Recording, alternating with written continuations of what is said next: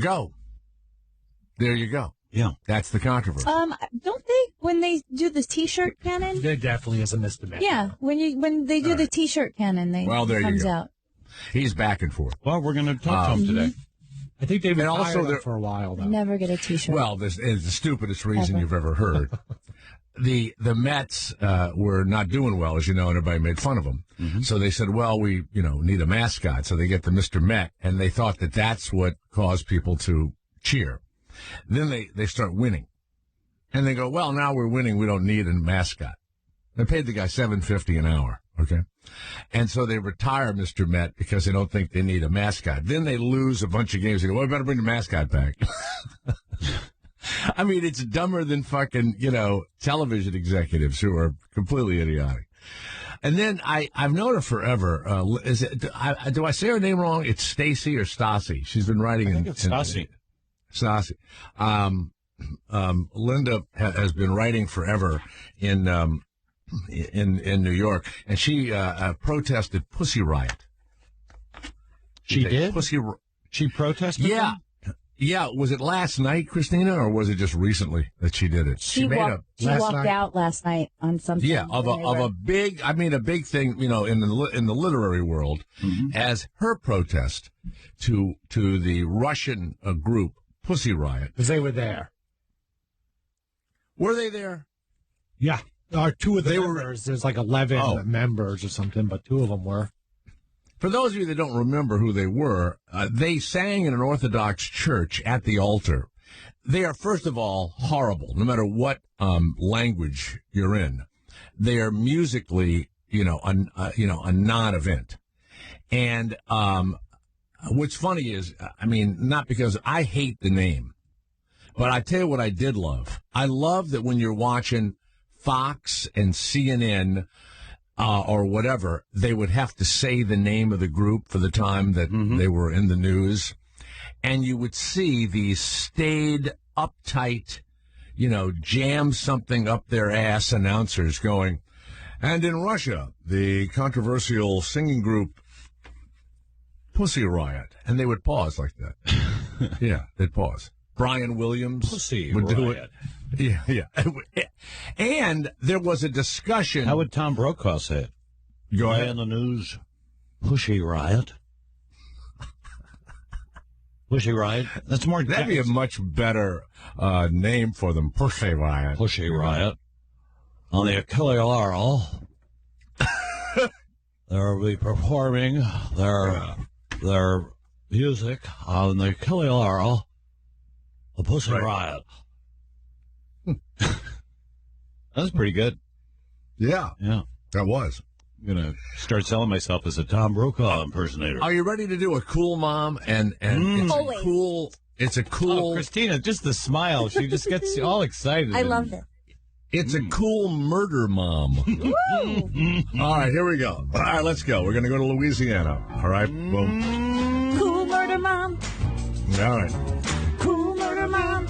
The family of a kidnapped Louisiana mother tracked down and killed the father of her child in an abandoned house where he was holding her prisoner.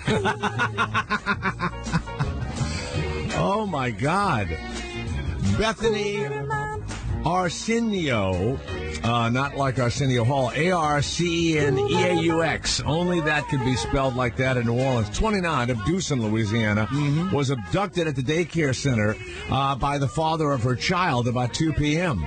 He was holding her somewhere, and her family shows up outside the door. She begins screaming and yelling, opens the door, allows the family in, where they beat the guy to death.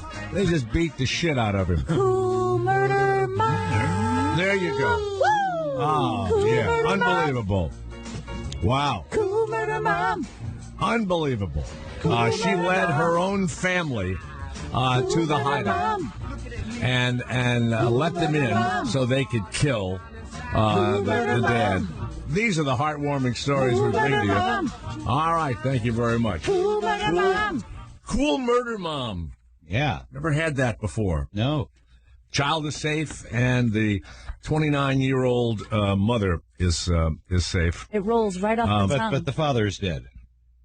Yeah, he's gone and killed by the family. They beat him, they stabbed him, they kicked him, Nobody's going to jail? Well, they might. They might. They might. It's Louisiana. They're checking it out. They're checking it out. Also, The cops said they were looking for the kidnappers in a sugarcane field, and the sugarcane was so high they were having trouble finding the family. I don't know that they were looking that hard. A traveler has checked 3 suitcases packed with 81 pounds of pot at an Oakland, California airport, and just tried to bring them through. Check them. Just check them, to be put in the airplane. Yeah. The security screeners, like down in the, wherever they do it, they could see these packages. If you go online, you won't believe it. It's just like you pack your suitcase and you put gallon baggies of pot in the suitcase. Yeah. Anastasia Murdoch, 26, has been arrested when her 3 weed-filled suitcases were found when she checked in before 6 a.m. on her U.S. Airways flight, and she was just going for the weekend to Jackson, Mississippi. Wow. All bags were checked because they checked baggage underneath the plane. Now, one day we talked, and someone said that they don't check the bags. They don't, screen them, but they do. I said that. Yeah, they do. I don't and they think put a they piece do. of paper in there. You know what? I've never flown where I didn't open my suitcase and there was the paper on the top. I've never got that in my life. I don't check my bag, so I never check a bag. Well, no, so. I check. I've checked people before. that I've never gotten it in my life. I don't travel nearly as much as you, but I've never seen that in my life. Yeah. I'd like you to put the number 81 into 100,000, Garrett. It's 81 pounds, and they say that it had a street value of $100,000. Murdoch, who is a native of Jackson, Mississippi, did not tell cops why she was carrying so much marijuana. Sounds like it would be more, it would be worth more than that on the street. 81 pounds. That's only 100. 81 pounds into 100,000. What does that come out? 1234.5679. No, just $1,234 Yes. a pound. Does that sound like sounds like shit weed, doesn't it? Yeah. $1,200 a pound?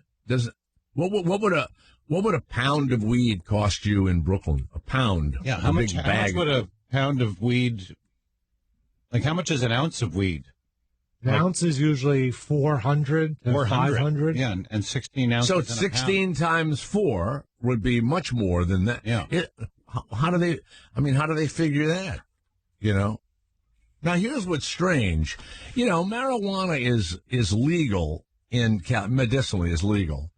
They've got this woman in jail on a $230,000 bond. It's a drug that no one even gives a shit about anymore. And we're still wasting billions of dollars arresting people with pot. Yeah, why don't they just say, okay, you got caught, you can go home. You can't take this to Mississippi. Yeah, you so can't do that. let's here are your bags, get out of the fucking plane, and go back home. Right. And sell it to a pot. No, they can take it. Pharmacy. They can take it away from you. Right. And they'll give it to a cancer pharmacy or something like that.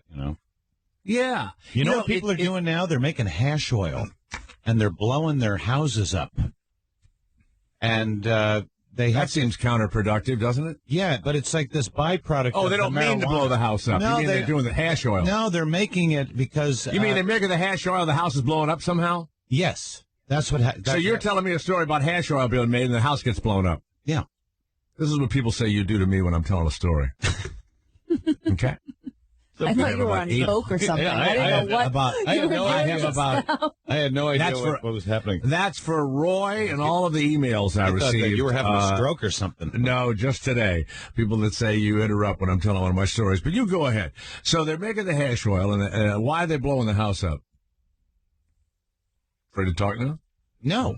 What they're doing is they make this hash oil. They use methane, I believe. Here's another one they say he does. Here's another one. Ready? They use butane. Uh-huh. And All this butane is out in the kitchen. Butane. Butane. And then there's a little spark, and boom, the whole house blows up, and the kids are burned. Wow. It's the new crack. Hash oil. Hash now, oil. Is this what you put into the new e-cigarette? You put hash oil. No, you use it for baking. So you make the hash oil, then you use it for baking, and then you make your little products, your baking products, and you sell those, out on the black market, your cupcakes and brownies. You can smoke hash oil too, and you can smoke hash oil also. Yeah. Now, because of my throat problems and everything else, I'm not supposed to smoke anything or do anything. Right. And so I've puffed on some pot and everything else, and I need to go to L.A. and I need to get my card and everything else. I'm not nuts about the edibles. It seems like if you overdo the edibles, you're more stoned than if you smoke them. But I'm going to have to start doing that. And then there's some, little THC pills and stuff. No, I found the edibles to be somebody gave me a lollipop a couple of years ago. Yeah, I've had those. I'm not and it nuts was about amazing. It was good. I really enjoyed that lollipop.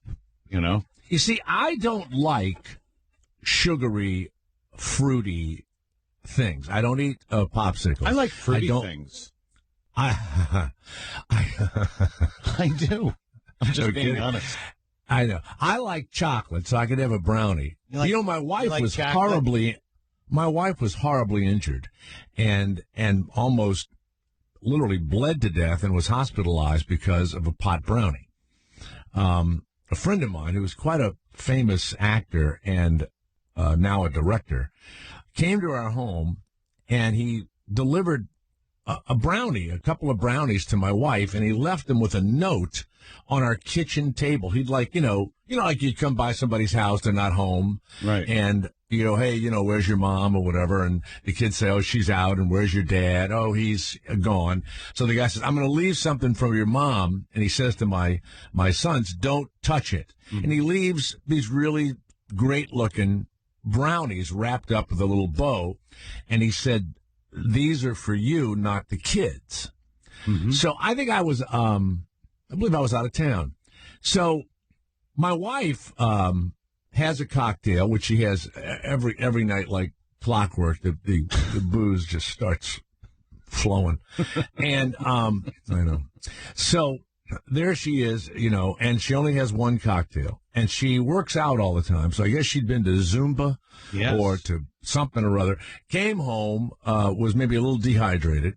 She had the cocktail. She said she might have had some crackers and cheese, and then she sees the brownie there, and it says, "Don't let the kids have this." This is just 2 years ago. Mm-hmm. She eats what she claims to be a half of the brownie. And she knows that it's a pot brownie? No, she thinks it's a delicious homemade. Oh, it looks like something from a bakery. And this buddy of ours leaves it. He's not known to be a guy who does pot or anything. He's just not. He's just not his. Who we know him as. I've never even smoked a joint with him or whatever, right? And so that is so weird. She starts feeling very sleepy, and she goes to bed. She doesn't realize it's a pot brownie. She just thinks, well, I'm tired. I had a cocktail. I had this thing. Zumba. In the middle of the night, she wakes up, and she goes to go into the kitchen for some water or something. And the next thing you know, she's laying in a pool of her own blood on the floor of the kitchen, blood everywhere. What? And she doesn't know how she got from standing at the sink to being in a pool of blood on our tile floors. So she feels stupid, which a lot of people, in fact, that's what killed William Holden. He was drunk. He fell, the famous actor, cut his head open and kept trying to stop the blood with toilet tissue and paper towels, and they found him dead in his apartment. Well, he was also drunk. Drunk, totally drunk, and had bled to death from this cut in his head, but they had, paper towels everywhere.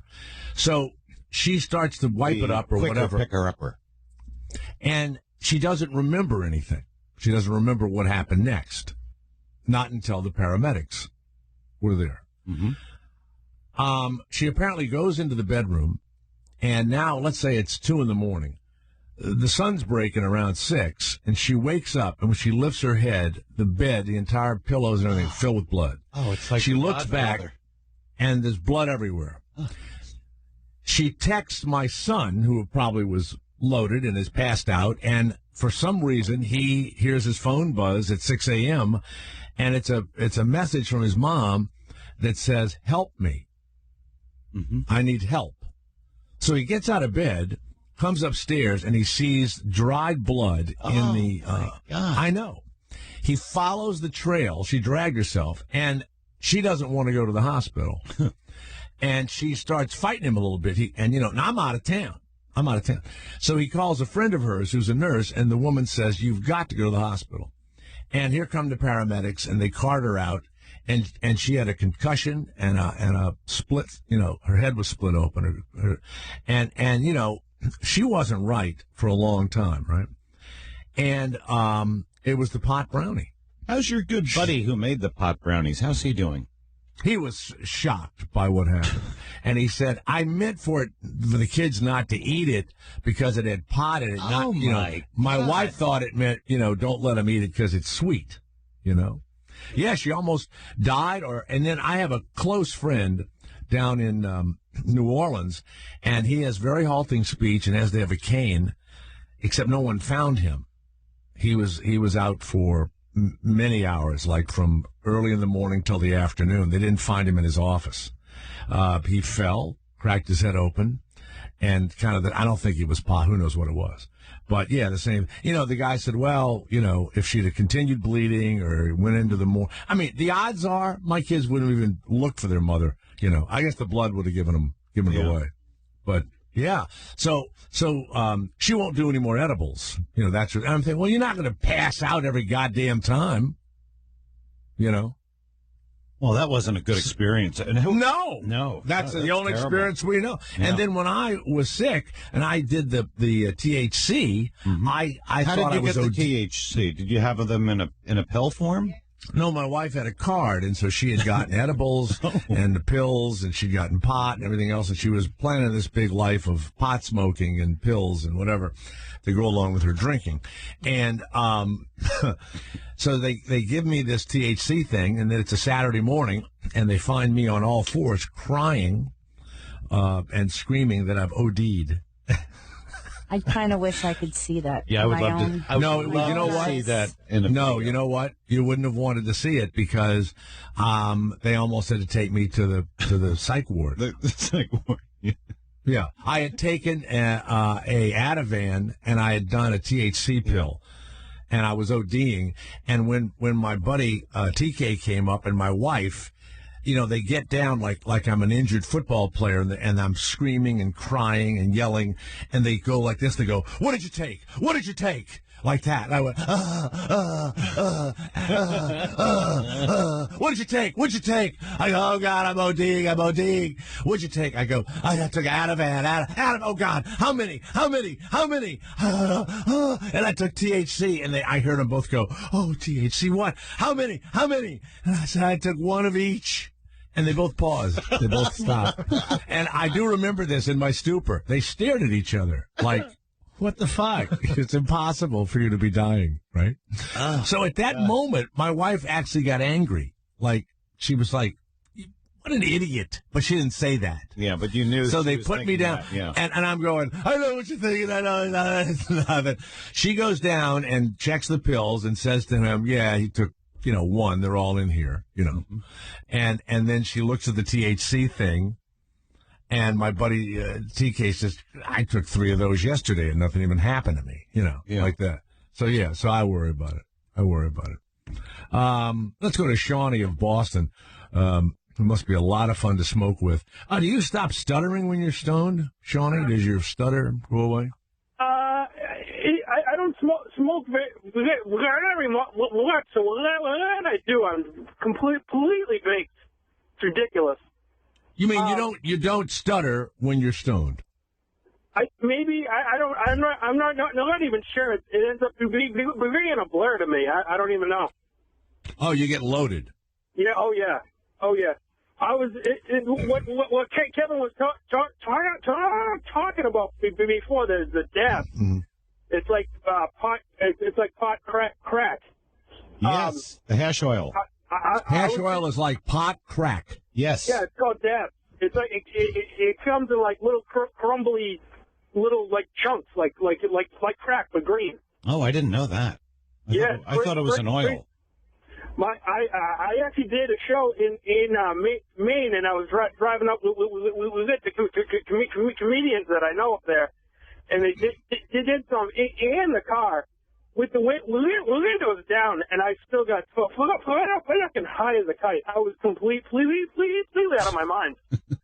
You, when you're completely out of your mind, is there any audio of you? Have they ever? You know, I think the club owner that night filmed the whole set. I gotta try and find it because I was fake. I would love to have an audio of your comedy. Can you send us that we could play it like we do other comics? Yeah.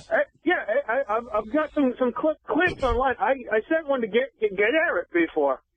You know what's great about you? If they book you to do 30 minutes, you only need to write like 4 or 5 minutes of material. And then you stutter so damn much, 30 minutes goes by. Yeah, I can fill tons of time. It's great. I actually played Foxwoods Friday night with Shuley. Really? Uh-huh. It was awesome. Yeah. No. He performs as a stand-up in the Boston area. Does your wife ever look at you? I mean, everybody's in love when they get married and all that. And she was, a saint to marry someone with your affliction, and you have children and everything else. I personally couldn't stand it and would have had you, bumped off. But does she ever look and say, "I just wish you weren't like this"? And it's, have you ever had trouble, you and your wife, because of your affliction? Well, plenty of trouble, but believe it or not, none of it's for my speech. Yeah, you mean like when you're having a discussion with your wife, besides having to deal with your bullshit, she has to deal with your stuttering? Sometimes she gets antsy waiting for what we're going to be on to say, but it doesn't. It's not like we don't fight over that.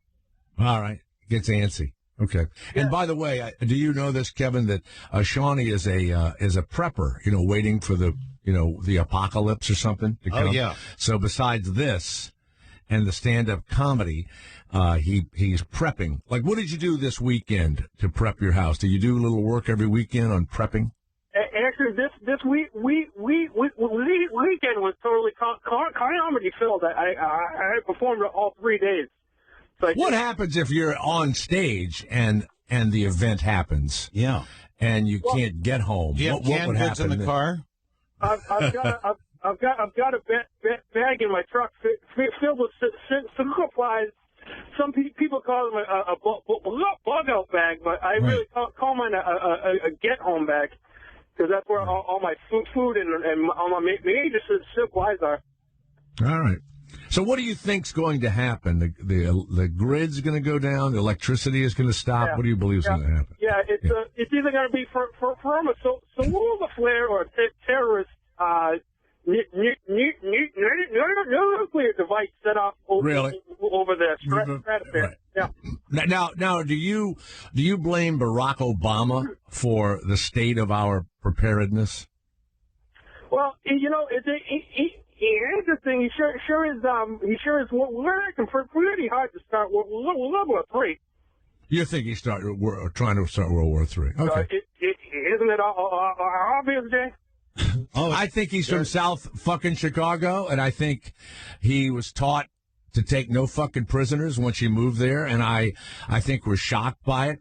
But do you know that the other day that they're trying to say that he shouldn't have sent the drone and blow up one of these asshole jihadist guys, and that the Republican fucking House of Representatives is now trying to say he shouldn't be sending drones and blowing up jihadist and shit, and I think it's fucking great. I mean, there's nothing more wonderful than to see them with the guns and those headdresses in like a SUV, and they know a drone's going to get them, and they start all that yelling and screaming, and then we kill them. There's nothing, for me as an American, more fun to watch. I completely agree with you on that. My problem is like, remember ways back when he was hell bent on going to war with Syria, when nobody else, the rest of the world was saying no, the rest of the country was saying no, and he was trying his damnedest to get his dick in there. It was ridiculous. Yeah, try to get his dick in there. Okay. Yeah. All right. Well, thank you very much, Shawnee of Boston. Thank you. Don't do dabs. I won't. I can't wait to hear his comedy one day. Can't wait. I know. Let's go to Don of El Paso, Texas. Yes, Don, go ahead. Yeah, I was just curious if Kevin Eady knew Ron and Fez were talking about him today. They were trying to get him to hook up with Fez. Ooh, Kevin, would you ever? I don't know who that is. You don't know Fez? Ron and Fez are famous talk show hosts, and they've been around. Were they in Washington for a long time, Garrett, D.C.? Were they there? They were in New York. They started in Florida. And they want me to hook up with Fez is gay. Oh, I would love this. Well, it gets better. Fez recently came out like 2 years ago, maybe, but he hasn't admitted to ever having any contact with a male. Okay. He doesn't give mustache rides? He's got the greatest mustache. He does. He has given mustache rubs with other employees of the show. What does that mean? What does that mean, a mustache rub? I can show you the video if you want. He rubbed. No, but where does he rub the mustache? On another guy's beard. Two guys with beards rubbed. It's kind of like a butterfly kiss, but with facial hair. Oh. So Kevin, when you've been in the closet so long, and Fez comes out, and then he doesn't want to admit, of course, to me, of course, he's had sex. It's still in you to hide, isn't it? Even though you're out and you want to be free, it takes you a while to just admit that you're having sex with men. Well, you don't. You hid for a long time. You hid for 30 years. You don't necessarily have to have. Wow, look at those tidy whities. Oh, my God. Who is Fez? Fez is the one that's about to climb onto the man with tidy whities. Oh, what's he doing? I don't know. They're both shirtless and tidy whities. Fez Eastside Dave is laying down. He's like a 30-year-old ginger redhead. And Fez just snuck up on top of him, romantically, and is just rubbing his beard all over his hairy chest. Eastside Dave is straight, though, isn't he? Oh, he's married with 2 kids. That's what I thought. Wait a second. A straight guy is in his underwear, letting like a gay bears. guy rub his It's very gay. It's very erotic. Yes. Yeah, it is very erotic. Their lips are so close together. That is and this is before Fez came out of the closet. Oh, come on, really? Oh, please. Did you always know, Garrett, that he was gay when you were over there? Oh yeah, I mean it was like so obvious. He has the voice that he plays up on the air. He constantly talks about guys being cute and blah. He comes from a very religious family and was afraid to actually say it. Like everyone knew it was an obvious thing. So when it came out, it was like duh. But right. Oh, now he's going downtown. Wait, hold on. Okay, that's a little uncomfortable. So wait, Kevin, the answer is no. Then that could be you. That little ginger right there could be you. Yes. Well, I think they ought to meet on the air. You know what, Garrett? Have a meet on the air one day. We'll have Fez. What time is your show on the same time ours? They're on 12 to 3. Oh, they Some are. fans have suggested. See, the problem with Fez is he started having panic attacks and other mental issues, so he would clam up on the air and wouldn't talk for shows at a time. Well, for sure. If it's the same in the gay world, Kevin, as it is in the straight world, he'll be great in bed if he's got all those problems. So fans suggested, especially if he clams up on you. So what's happened? He's been doing the show and he can't. Hey, whiskey. He can't. Oh yeah, there's like he'll just talk and it'll be not what they're talking about, and then he'll just sit there. You think he's fantasizing about Garrett, men? be careful. You know he's sensitive. You're going to wind up in the hot seat But next. fans have suggested, since Kevin talks more than Jay would like, that they switch positions so they could have a gay guy that talks on their show and a gay guy that talks less on our show. Oh, my God, I love it. We could have like a gay trade-off. That's so fun. That would be a great way to Cross-promote. a little cross I'm gonna tell you a great show, and you know they do all kinds of crazy stuff here, and they're always introducing shows. Mm-hmm. But if Fez would do it, and I know you would do it, even if it's like an hour a week, you guys on OutQ talking about guys that stayed in the closet most of their lives, how difficult it was to come out. Fez was single; he wasn't married, right? Fez was Correct. yeah, and you were married with a child.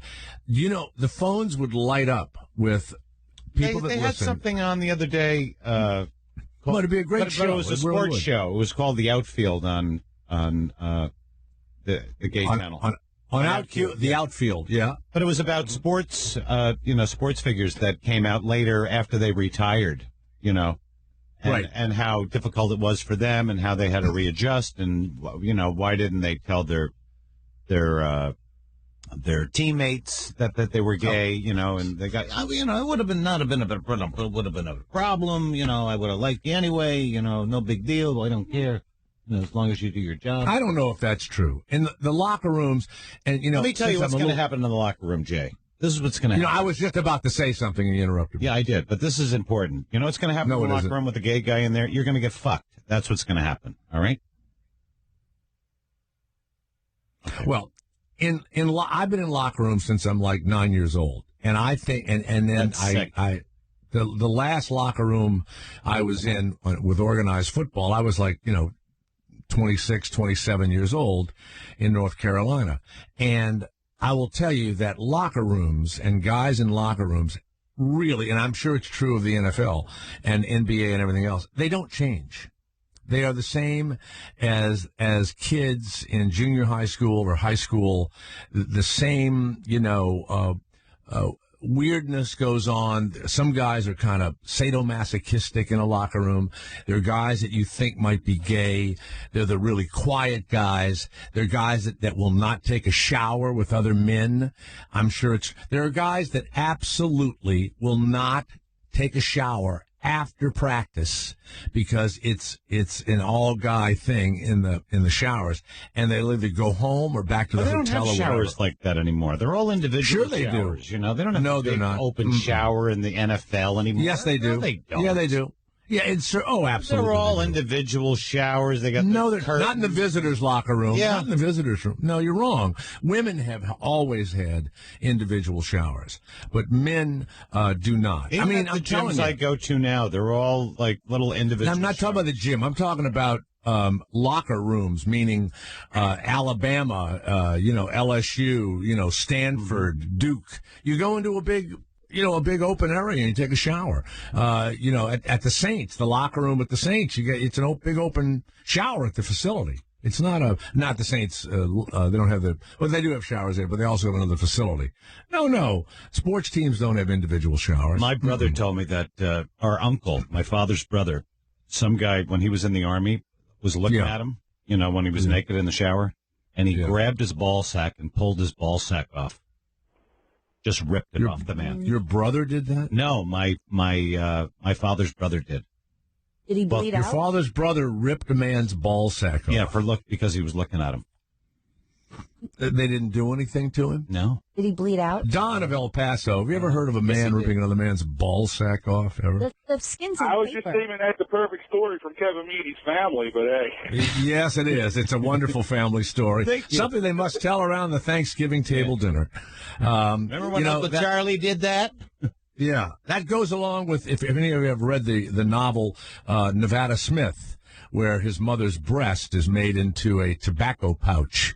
And he chases the guys down that killed his mother and eventually finds the guy, and the guy's rolling a cigarette out of tobacco out of his mother's, breast skin, and he murders him. Yeah. By the way, Wow. Though Nevada Smith, and there was another novel that went with it. Amazing, amazing stuff. So, all right, Don, thank you very much. Thank you. Not a problem. Y'all have a good day. You too, Don. Thank you. Let's go to John of Pennsylvania. Hello, John. Hey, guys. How's it going? Fine. Good. Back to your conversation about the suitcases. If that was decent price. The 81 pounds of weed, only worth $1,200 a pound. They say street value $100,000. Did they know it was shit weed? That was the question. It must either that or they got it at commercial grade out west for half price, because that would work out for about $200 an ounce. On the East Coast, that's worth $400 an ounce and up. So it would have been worth $400,000 here. They could have got primo out west for at bulk, probably for $200 an ounce. No. $1,200 a pound is 16 ounces, so it's like $80 a pound. Yeah, $80 an ounce. Yeah, it was $80 an ounce. It was cheap. It was dirt weed. Yeah, it was like Mexican dirt weed. On the West Coast right now, depending where you shop, you can get primo for $2 and change for an ounce someplace. Really? You can get primo? Oh, okay. Yeah. I see what you're saying. All right. Not at the more commercial spots. I'm going to have to give the grocery store a call, see if they have any primo. Any primo. Vancouver, I think, has the lowest quoted prices, but High Times has a market index in the back, gives you the whole country and Canada's price for kind and mids and swag every month. I just got my daughter a subscription to that magazine, High Times. Yeah, we had the woman on the other day. Have recycle their gas. They have like a mini petrol lab, Eden Labs. Google Eden Labs. You'll see a picture of them. These things are phenomenal looking. They cost tens of thousands of dollars, and they recycle their chloroform or CO2 or butane. They don't discharge it into the atmosphere. They can use it over and over again. Hillbillies, though, that are doing it clandestinely will put it through a single shock tube. Right. And they use mercaptan-laced gas, which will poison you. You don't even want to buy. John of Pennsylvania, besides reading High Times and knowing everything there is to know like a chemist. about marijuana, yes, what do you do for a living? I didn't get it from High Times. I got it from Mark Emery and Jason Kane. Mark Emery's the Canadian who had a growers forum called Cannabis Canada that was a scientific forum. They didn't sell ephedra like High Times and recycle the same. But why are you so interested? Why are you so interested? I lived in California for 19 years. I was a cameraman. I talk to you pretty regularly. I called you about Jerry's Berries last week, and I was Jerry's Berries. Jerry's Berries are the balls that Kevin's uncle ripped off the man. His name was Jerry. By happenstance, and by the way, you put some nuts and a chocolatey swizzle on them. Oh man, that was going to be quite a little gift. I've been to Jamaica, Hawaii, different hot spots on jobs. In Jamaica, because my name was Ziggy, and I was there filming a reggae show, I was a celebrity. They took me up the mountain. I smoked out of the chalice with the high priest on the mountain. They took me to meet Rita and Ziggy just because they heard my crewmates calling me Ziggy. I was like a holy guy there for a month. A guy gave me his car keys and adopted me. And I had to park my Fleet Oldsmobile and drive a 20-year-old Datsun 210B or something that had no upholstery on the front seats, just springs. But I didn't want to insult this man. But my crew left there. We left 2 cargo pods of tools behind. We left everything we had with the Jamaicans. They were such gracious hosts. Who's the biggest star you ever filmed as a cameraman? It's completely stoned out of your mind. Who's the biggest star? Only once. I was on shooting Beverly Hillbillies, and we had a lady director who was a real bitch, Penelope Spirits. And the gaffer and I got high one lunch. Only time I ever got high at work. Cardinal rule: don't mix business and pleasure. Right. Okay. But how did the shoot turn out? How was it? Oh, it was a good shoot. It was a good shoot in the end. I mean, how could you ruin the Beverly Hillbillies? Right? How could you ruin that show? How could you ruin the Beverly Hillbillies? Yeah. Huh? Did you ever do an episode of the Beverly Hillbillies, Jay? Oh God, no! I watched it as a child. You fucking idiot. As we all did, Uncle Jed. the cement pond. Anyway, so I've been a lifetime. So you live in Pennsylvania, and you're just a retired cameraman stoner. I've been a student of the herb. I've been curious about it all my life. I thought I was allergic to it for a couple of years, but I just have a dislike for sativas, and that's a lot of people's problems because sativas are the ones that. And if you get a tropical like a Thai or a Hawaiian that flowers for 6 months, that they can be like LSD. You can be out of your body watching yourself on some of those long flowering varieties. But the corporeal indicas, okay, those are the mellow ones that give you the munchies and make you feel laid back and chill. Those are fun. But a lot of people freak when they'll get a pure sativa. I used to get a chocolate Thai at a reggae record store down in the East Village. That made your head spin like whiskey. It was horrible. It was hard. Who wants to have a spinner from smoking out? Nobody wants that. And a good indica is an antiemetic. It'll stop you from vomiting. It'll stop you from being seasick. And I'll tell you what, given a choice, I'll take my sea captain smoking a doobie or my airplane captain smoking a doobie over taking Dramamine. No. You know what? I would rather be with a pilot or a sea captain on coke. I heard you say that already. That's true. No. I've been in a lot of planes with the pilot coked up, and I've never seen anybody check the dials and our position and everything more than when they're coked up. And also, I've been in some tough situations with cocaine aboard, and it kept everybody really alert. You don't want anybody on pot. You don't want anybody to say, as the plane's sputtering, "That's cool, man. That's cool." I don't know. It depends what you're smoking. Again, Jay, there are many different varieties, and there are varieties that hone your focus. There are varieties that I prefer for long trips and driving, varieties I prefer for relaxing. And the more you know, there's as many nuances to weed as there are to wine and liquor. And people tend to sell it short and simplify it. But there are many different varieties and mixes of the two phenotypes that yield many different psychoactive and physical effects. And there's a perfect variety for watching a movie, a perfect variety for before or after dinner, a perfect variety for driving or flying. All right, hold on a minute. If I were to call the people that I do try and do reality shows with, and said, I have a guy who is so knowledgeable about pot, and we would take you and we would move you to Colorado, and we would get a little plot of land, and the show would be about you growing the pot and doing all of your stuff. That to me would be a reality show that would be unbeatable to watch. I don't know that any organic only, no water culture either. No water. Would you move to Colorado and do a television show? Dude, are you kidding me? This is a life passion of mine, and all right. I'm telling you, I'm a student of it. You ought to have Jason King and Mark Emery if he's out of the pen in Minnesota for selling 10 million to the United States. Because Mark Emery is the guy who brought science to the whole form. And the other thing he did, he's an unsung hero for, he published manifestos and mandates to give to your congressional people and your legislators.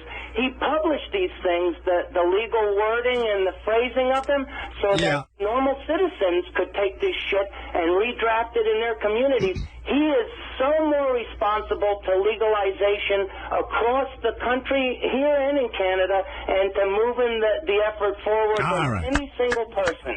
All right, John, do you have a blog or something? Because you're just a waste if you're just doing this, by yourself. Currently, but Pete Dominic's always after me because I give him a lot of pod question info too. I'm working on getting Twitter and getting back online. I'm going to be available. You can write my phone number down if you want to, if you have it on your LED. I got it. We got everything. We got you. All right, John, thank you. John, we got to go. Thank you. Hey, love you guys. All right, bye-bye. Jesus. You know, when people are experts at things and don't make a living at it, that pisses me off more than anything else. I find knowledge that you don't use. People that have hobbies always have pissed me off. Like, what's your hobby? And they go into this big, long, drawn-out thing. We have a friend that is a big hunter and lives in the woods, much to the despair of his wife, and freezing cold all the time or burning hot in the summer, and he hunts and fishes, and the wife really wants to get the hell out of there, and he hates his job and all this other shit.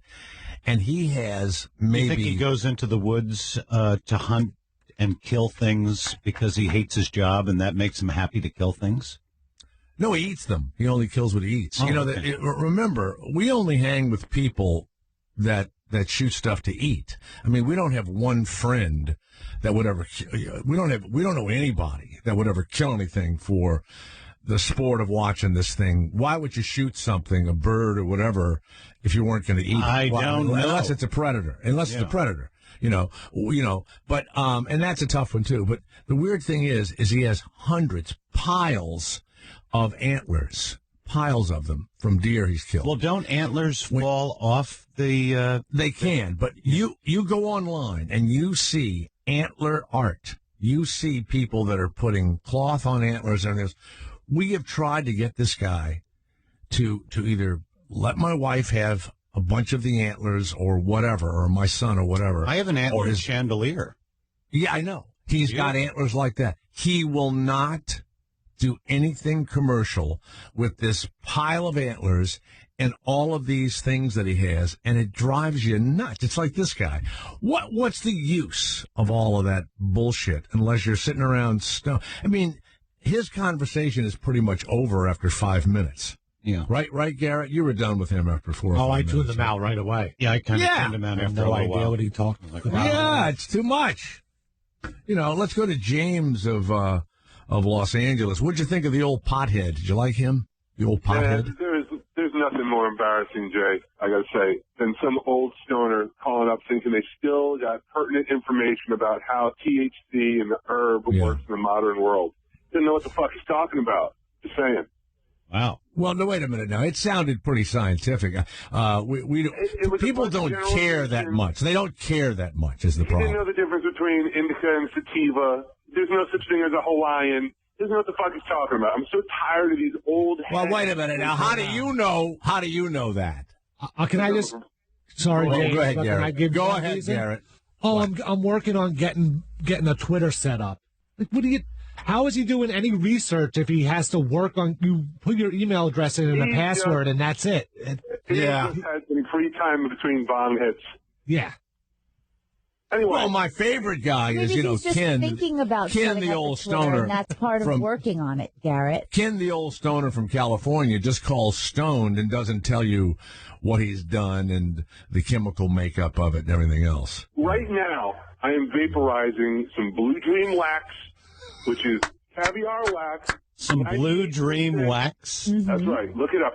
Go to weedmaps.com. You can look up prices. You can look up strains. You can look up everything you want to know. We ought to put some Blue Dream wax on Fez's mustache, like mustache wax, I like it. When he rubs on Kevin's balls. He came out right after that video, huh? Yeah. I think that video was a few years before. James, thank you. James of LA, thanks a lot. Jay Thomas. Yeah, a little thing medically they call pussyitis. Jay Thomas in Indy. Sirius XM 104. Here.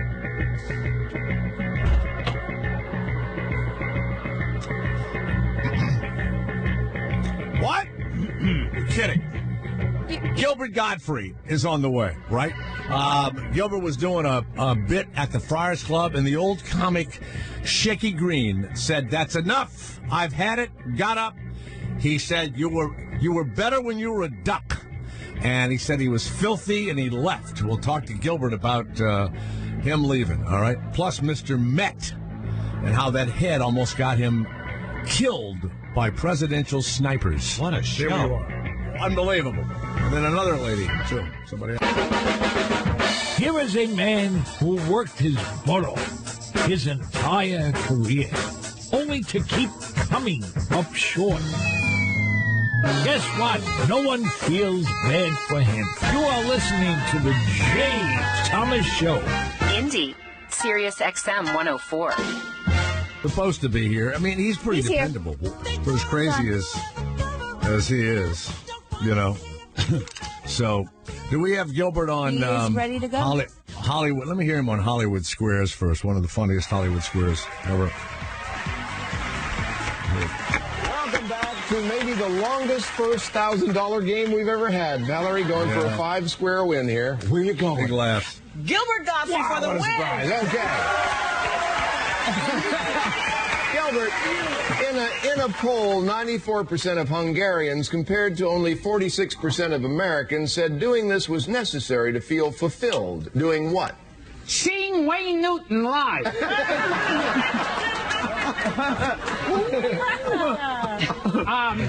Having a child. I disagree. You fool! having a child is correct, David. Gilbert Godfrey. Gilbert Godfrey. All right, Gilbert. Then does he keep going? Oh, yeah. This happened first season, too, didn't it? When she heard that Phileas Fogg had done it in 80 days, journalist Nellie Bly beat him by doing it in 72 days. What did she do? Get through to the cable company. No,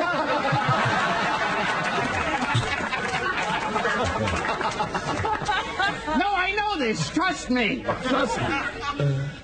This is rowing the Atlantic. I'm agreed. You fool! Around the world in 72 days. If you're just tuning in, welcome to the Gilbert Godfrey Show. Gilbert Yes, Gilbert Godfrey. Is there another one? Its French designer named it the Atom because of its small size and the explosive effect a woman would have when she wore it. Today, it's better known as... It's in my pants! But your thumb's covering it. Bruce Valanche. Right now. The tube top. I agree. You fool!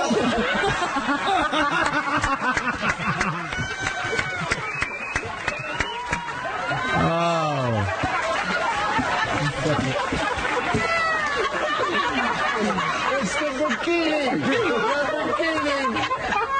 It's the bikini. So, David, back to you. Gilbert Godfrey.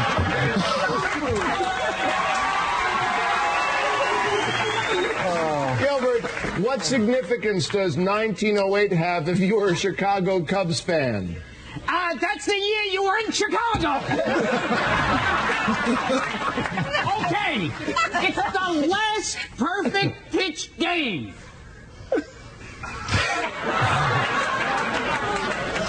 I'm gonna agree. You fool!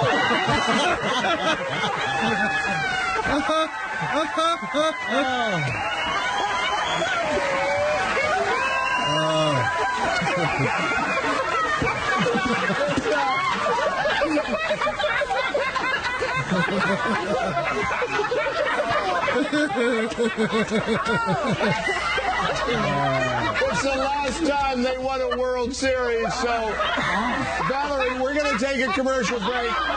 All right. Wow, Gilbert Godfrey. Man, oh, man. That's exhausting. You fool! I meant at that time I wasn't referring to Hollywood Squares. Now, Gilbert Godfrey will be at Caroline's. It's hard to believe they keep booking him, but they do. He'll be there tomorrow night at 7:30. And go to gilbertgodfrey.com or go to carolines.com for tickets. But the thing that, and you've been filled with controversy. First of all, you made fun of dead Japanese people, which cost you millions of dollars. And cost us all, including Kevin, who I thought was the best. Now, I never told you this. When we both auditioned for the Duck, which, by the way, we decided had we gotten it, we weren't giving you any part of it if we got it. We decided that. No, together. of course not. He wasn't going to have anything to do with it. Nothing. But he was really good. Everybody went in for that commercial, Gilbert. I'm telling you, Gilbert, thousands, and I'm not joking. Even I know Jerry Seinfeld went in for that, too. Your friends of yours, close associates of yours, went in there, stepping over your dead fucking body to get to the audition, okay? See, to get in there. It's nice that it's confirmed what I've always felt about people. Yeah. Yeah. Not people. Your friends, not people. Now, here's the deal. So you got in trouble with that. And did your wife yell at you after you lost the Aflac job? Oh, of course. Yeah. But it's like after that came out, Aflac fired me, got loads of free publicity, hired a guy to sound like me for less money, thus bringing closure to a horrible tragedy. Why doesn't another company? I mean, this is what I've never understood. When they like let's say when they got rid of Mr. Whipple, you know what I mean? Oh yeah. I would have been another company, and I would have hired him. Did he make fun of the seconds. Japanese, Mr. Whipple? No, he didn't. I believe he died. He was known for it. Yeah, he was known for it, yeah. He said they wipe with their hands. That's why they didn't sell a lot of toilet tissue in Japan, and he got in real trouble. You can have that if you want. And they said, goodness gracious. Heavens to Betsy. So now, on the heels of that, here you go. You're at the Friars Club. And for those who don't know, the Friars Club, which I don't know if you're a member of it, but I wasn't a member for a long time. It was made up of great comics, great actors, and then they would have these private roasts where things were said. I used to have stuff sent to me when I was a kid that I couldn't believe I would get. You'd hear Johnny Carson say "fuck." You'd hear all the, Frank Sinatra, all the Jack great Day, stars. George Burns, Milton Berle would all get really filthy. Yeah, disgusting. And it's men. It's a men's club. They let a few women in, but they're really ugly, and it makes no difference. There's nobody attractive that's a member. So you're there with all the old farts and Shecky Green, who's like 90 years old, an old comic, and you're, are you roasting someone? Tell us what happened when he got up and walked out. It was a thing honoring Freddie Roman and Stewie Stone. Famous old comics from the club. And it was at the Pierre Hotel in New York, so it was a big show. Yes.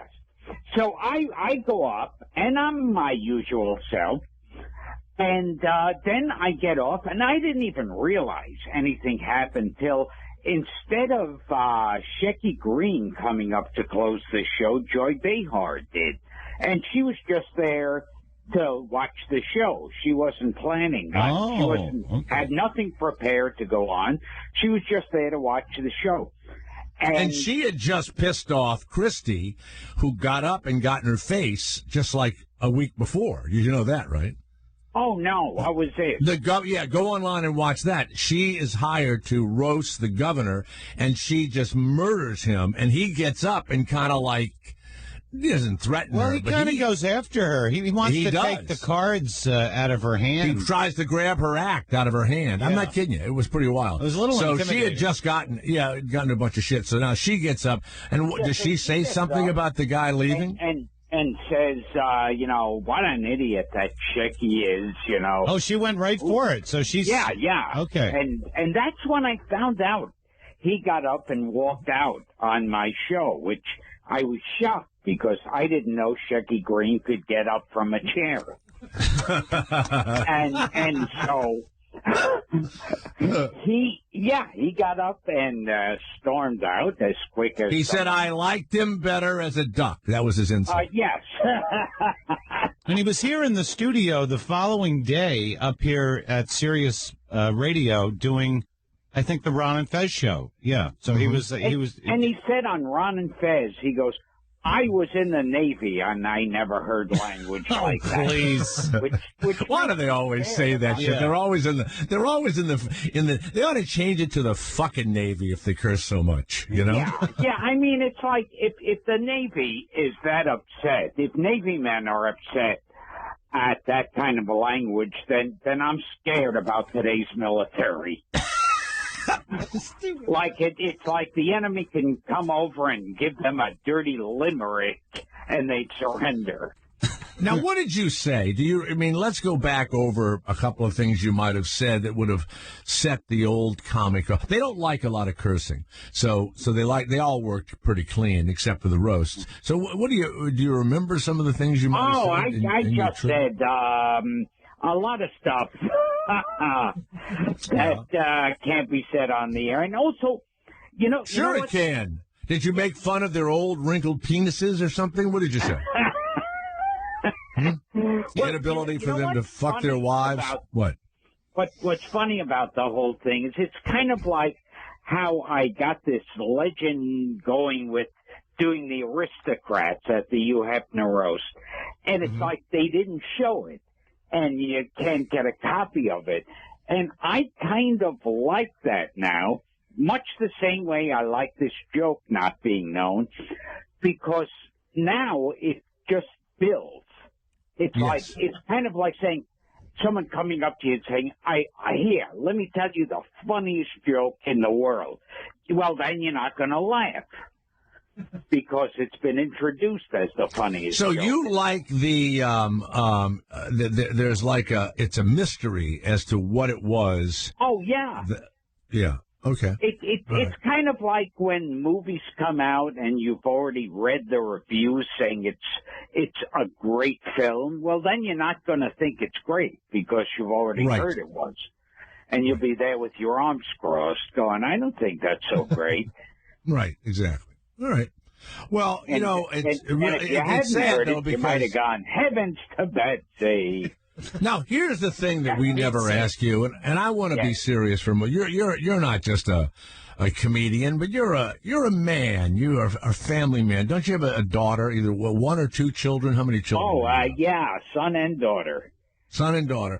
It must hurt you, though. The Affleck thing had to hurt, and one of a legend. He's a true legend, old time, Frank Sinatra type opener.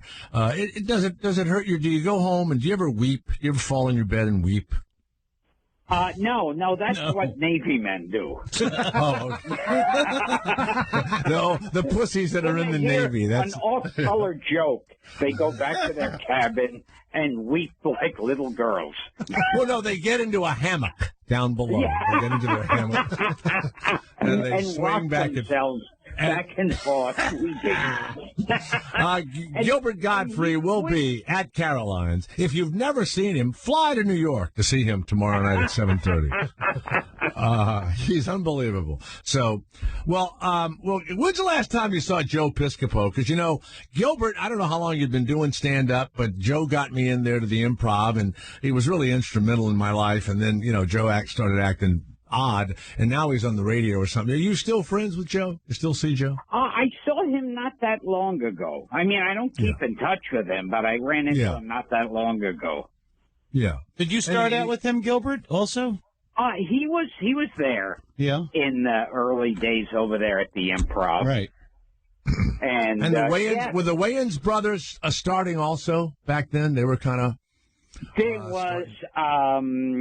let me see. The original Wayans brother, Keenan Ivory.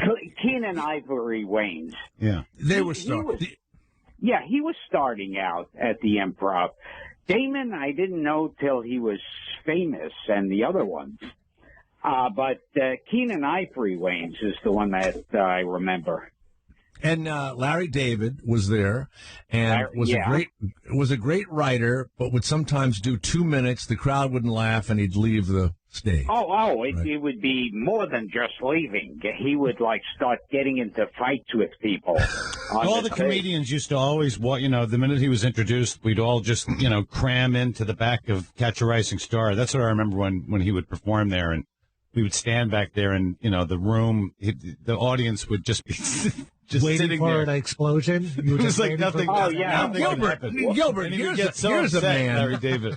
Here's a man who was considered kind of Woody Allen-ish, I was never there when he did that. Do you remember a night when he literally attacked an audience member and stared abusing him to the point? There was always fights where he'd be up there going, hey, what that's supposed to be?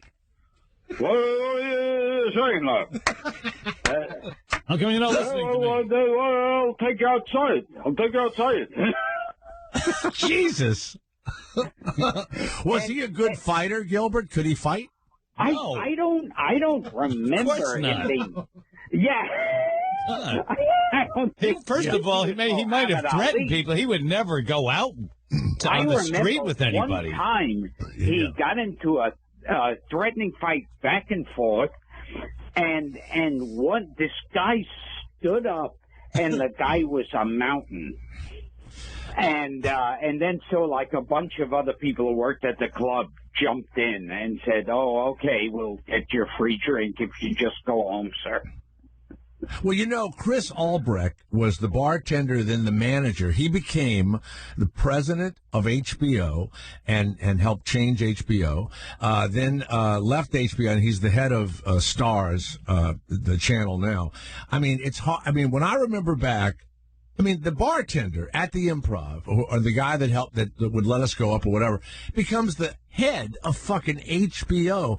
I mean, little tiny guys. Remember those guys that would come in and they would be pals of the comics? They ended up being famous agents and studio executives and stuff. I mean, Gilbert, it was really like a heady time where people that were nothing, 2 years would pass and they would be producing big TV shows and stuff, you know?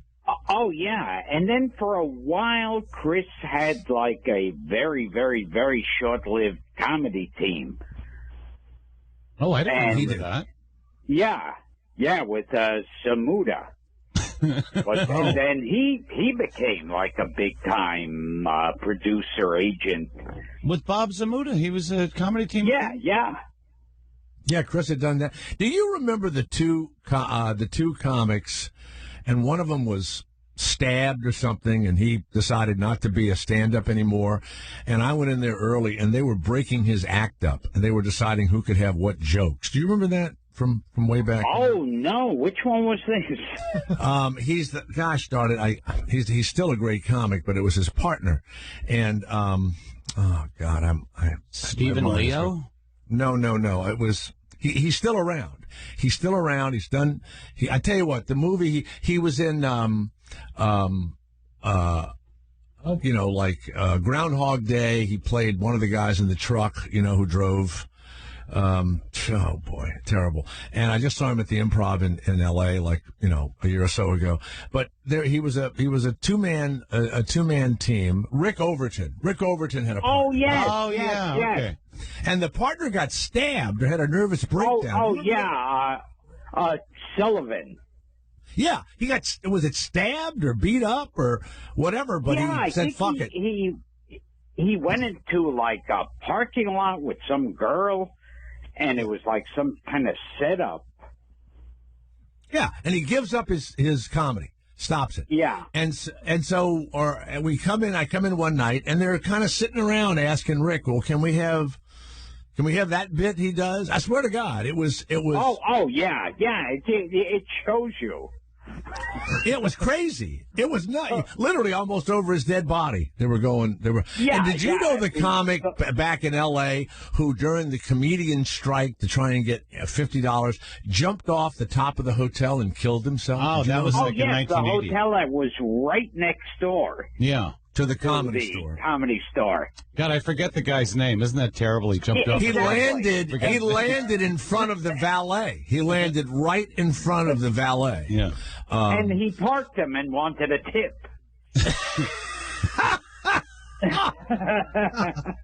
What an idiot.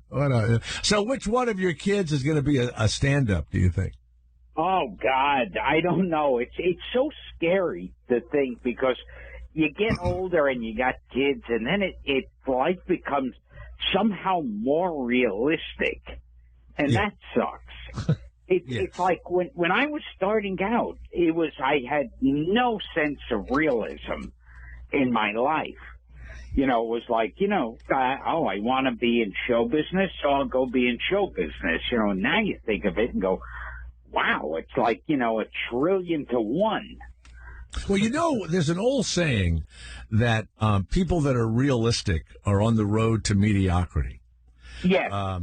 You really have to be completely nuts and out of your mind and keep, thinking, as they say, out of the box or whatever, because once you become realistic and you go, this is never going to work. Yeah. I shouldn't even try this.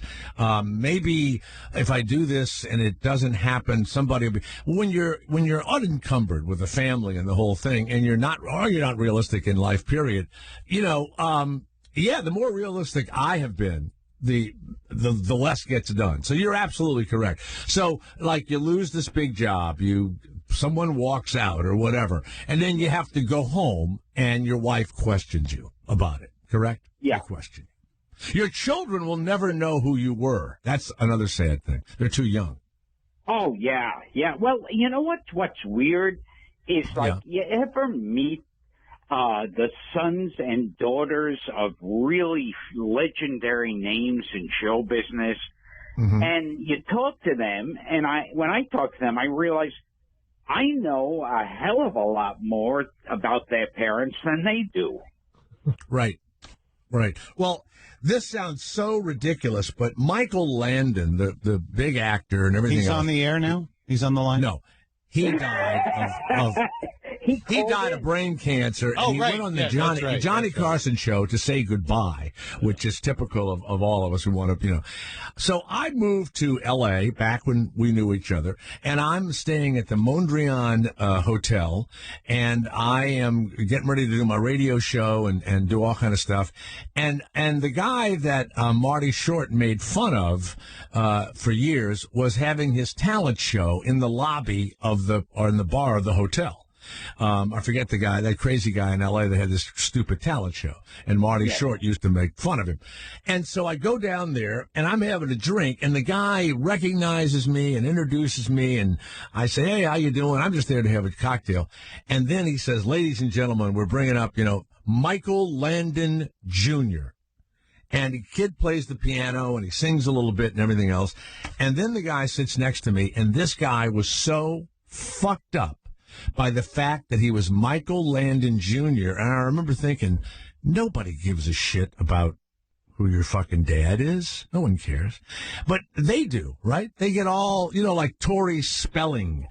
She has a career because she's fucked up. She's losing a lot of weight, so I don't feel good for her.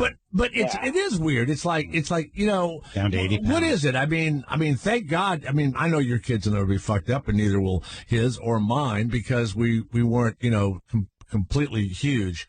But how old are your children now, Gilbert? How old are the boy and the girl? Very, very small. 3 and 2 or something? A boy who's almost 5, and my girl's almost 7. Jesus. You may be dead by the time they get older. Yeah, I may be dead before this cold's over. I might hang myself. Now, here's another story of Gilbert Godfrey. I was told by Joe Piscopo and a lot of folks back then that you lived with your mother an especially long time. Is that true? Oh, yes. How long did you live with your mom? Oh, I don't know. I for a while. Were you in your 40s? Yeah. Did you live with her till you were in your 40s? No. Really? Yeah. To your late 30s. So, when you would go home at night, you would take the train back to wherever. Was it Queens that you lived in at the time?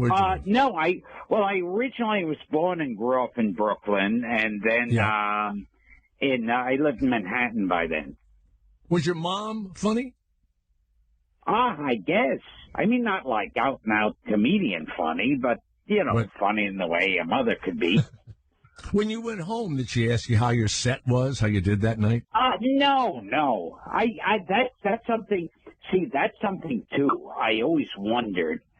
Now I think of it like I can't imagine what was going through my parents' minds when I said that I want that when they realized I wanted to go in show business, because that would be like saying, oh, I want to be a sword swallower to make a living, Were you in plays in high school, or did you MC shows and stuff? No, never did a play in high school. Did you send jokes to people like, I did play. Who'd you send jokes to? Joke and everything, but I never really thought of myself as a class clown. I always thought the class clown is the guy that comes up to you after a show and goes, you know, everyone thinks I'm the funniest guy at my job. Right.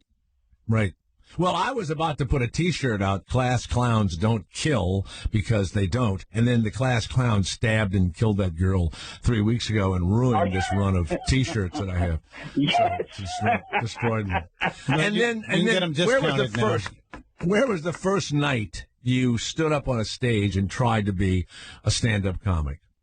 The first night I came out, we were still living in Brooklyn, and I used to joke around and everything and want to be in showbiz, but I didn't know how. And then my sister said some guy had told her, like in the village, there's a club where they have an open mic night, and you could just put your name there and go on. And I did. And, you know. What club was that? That was at the bitter end. Oh, okay. Yes. Yeah. And you know, when I'm living in Louisiana. I'm right around the corner from there. That's where I live. I would dream about the bitter end because all the big comics would play the bitter end. And then in San Francisco, the Hungry Eye. And when I got to New York, and the bitter boarding end house also didn't have comedy. How did you do? How did you do that first night? I always say this, and it's true. I don't know if I did great or I bombed, but was too stupid to know the difference. Right. But I still had to keep going on. Okay. Yeah, that's the scariest thing. I mean, I literally, after a while, couldn't do it anymore. I was so fucking nervous that I don't know, you know. And I used to get nervous doing plays, but it was somebody else's material, so I go, fuck it. If it's bad, I can blame it on someone. As a comic, you have no one to blame. No one to blame. There's that old joke. A guy's on stage doing Hamlet, and the audience starts booing, and the actor yells, "Hey, I didn't write this shit." There you go. By the way, Gilbert, we're going to say so long to you. You're going to be at Caroline's tomorrow night and go see the great Gilbert Godfrey, GilbertGodfrey.com. Thanks for being so honest. We have and Mr. I'll be Met. in Nashville on the weekend. I don't know if you're... Really? You know what? My son lives in Nashville. I'm going to send him over to the okay, so basically, one seat will be filled. Yes. What's the name of the place in Nashville? What's the name of the place? Zanies. Now, this is a son that I had that I gave up for adoption, and then years later, which doesn't usually happen when you give clothes to, Goodwill, he came back to us. So he's now my son again. But weren't you looking for him also? No. Oh, you weren't ever. You were never. No, the mother was looking for him. I didn't look anywhere. Okay. Do you ever look for shit you've given away? I don't look for shit I've given away. So when he comes in, that'll be my illegitimate son. I don't think Gilbert has given anything away. No. Did you ever knock up a woman, Gilbert, and worry that there's a baby out there that's a young Gilbert Godfrey you never went? Oh God. Yeah, because I've had such a wild sex life over the years. Wouldn't it be funny if you're at home one day and you hear, "Hello, Dad"? Yeah. And that's, that's my illegitimate daughter. All right, Zanies in Nashville, Caroline's tomorrow night, Gilbert Godfrey. It's fun to talk to people and instead of, joke after joke after joke and hear all about, their lives. And apparently it sounded like your parents couldn't stand you. But that's good to hear also. It doesn't sound like your mother really didn't comment. Yeah. My parents fit in with the general public. There you go. The great Gilbert Godfrey. Yes, absolutely. Who the other night, Evans to Shecky Green, one of the greats, and Shecky Green. Do you think, Gilbert, when you're 88, you'll be at the Improv and someone will be so clean that you'll get up and say, "I can't take this anymore"? And I'll rip up my card. Yeah, because he left. He left the Friars Club. Yeah. Hey, does anybody come to you? Anybody come up to you? Wait a minute. Oh, go ahead. He quit the Friars Club? Yeah, he quit the Friars Club. He went home and ripped up his membership. I love it. Well, I think he tried to rip up his membership. Who's got a membership And card? then fell asleep. But has anybody thought about you and Shecky Green going out on tour or doing a little show or something? I think that might work. If they bring back celebrity boxing, maybe. That would be great. All right. Hey, Gilbert, thanks very, very much. Good luck. Thank and you. And I'll try and see if my kid can make it to Zanies. Thank you very much. It's great. Oh, Gilbert goodness gracious. Heavens to Betsy. Caroline's tomorrow night. The Jay Thomas Show. We're so lonely and bored here. The Jay Thomas Show. Jay. Afternoons. On Indy. Sirius XM 104. Meet the Mets, meet the Mets. Step right up and greet the Mets. Bring your kiddies, bring your wife. Guaranteed to have the time of your life because the Mets are really socking the ball. Knocking those home runs over the wall. Meet the Mets. Side where the side, everybody. What's amazing is, in any time period, from the 1800s to now, who thought these songs were any good? That's the... This song is great. That's a great You can't song. help What are you moving talking your about? head around in your Well, head. you know what? Excuse me. You know it's gonna be a great day You know at the what? park. You remind me, and watch this, Garrett. You remind me Give of it my to him. wife. Watch this. I was asking a simple compliment. question. I was asking a simple question. I wasn't making a comment. Yes, I you watched were. it. No, You were you making- were. Thank And you. we know you long enough to know. No, that's right. Hello, Sally Thomas Jr. Thank you. Thank all right? you. That is an Yeah, watch that is this. a compliment No, it isn't. for the ages. I go yes, like it this. is. I go like this. I'll look at her and I'll go, let me ask you a question. In which century do you think people thought this was a good idea? And she'll start her shit. I'll go like this. I asked a simple question. No. All right? And she said, It's oh, it's your your attitude. attitude. Yeah, it's your no, attitude. fuck you. It is. Fuck It you is, over it's your there. attitude. It's your tone. It's your tone. Garrett, I'm And spinning my And you're chair just back a and very forth. condescending person, and then that comes Now, through. who do you think would like a song like this? Yeah, it's like, why don't you just add the word piece of crap Jay- in the middle of it? Because that's what What? I'm hearing. What, Jay, Garrett? you're trying to argue with people that like the Meets the Mets song. Oh, you know, Garrett. there goes the whole argument right there. Look who all of a sudden is a young Jay Thomas over here. One night, Saturday night, and my wife loves Cousin Brucey, and she was raised with him, right? I mean, so the radio is on, and Cousin Brucey's doing, ooh, having a gaga. Having a ball. So, ooh, I'm having a ball. And he's playing, he's got people on the phone going, hello, it's me, Lupe Sanchez. I want to hear, Dion DeMucci. And I come into the kitchen, I'm trying to cook, and I go, are you listening to what? To Cousin Brucey? There And it she is. goes, she starts with her thing. I go, I was just asking a question. And then she hits me with, you'd be lucky to have his career. Hello. Ooh. Hello. Burn, get the aloe. Hurry up. Here's another one. I bet they pay him more than you. Oh, yeah. I heard those two things. Yeah. Oh, yeah. Yeah. I should have come in with like a leopard skin jacket and a toupee and said, Habba Gaga. I mean, how many times has Cousin Brucey been on David Letterman? Probably zero, right? Oh, I wish you Why lived don't with you me. just Hey, suck his dick Garrett. and get it over with already. Hey, Garrett, you'd be chopping some onions and you would just throw that at her. You know how many times you've been on David Letterman and you'd be chopping an onion right there with your onion. I have these anti-onion juice glasses that look like cataract glasses after you get cataract surgery. So I'm wearing my onion juice glasses, He was pretty much the worst friend of the Beatles because whenever they took a plane here, he'd have to go there and pick them up. Wasn't he always the guy that was at the airport waiting for the Beatles to show up? Yeah, but they would get in the car with him, though. He was the fifth Beatle. Oh. Cousin Brucey? That was a big deal. All right, I won't. Yeah, I thought it was McKay. No, his cousin Brucey was. Cousin Brucey. The first time they came, at least. Oh, no, who was the guy's name? McKay? Corey McKay? No. It was him. It was him. And if you're saying Corey McKay, I don't know who that was. He would have been an MCA good guy. Yeah, He he wasn't was a like good guy. WABC was the #1 radio station on the East Coast for a million years, and they played the same 20 records over and over again. The program director was Rick Sklar, and he believed that you played the fewest records in the highest rotation, and the ratings would go up. I tried to prove it, and so did others, that wasn't true, and to this day, it is true. You play the fewest records you can in the highest rotation, and the ratings are the highest. It's the weirdest thing. People, I want to hear different songs and all that. You try it, you lose your job. It's weird.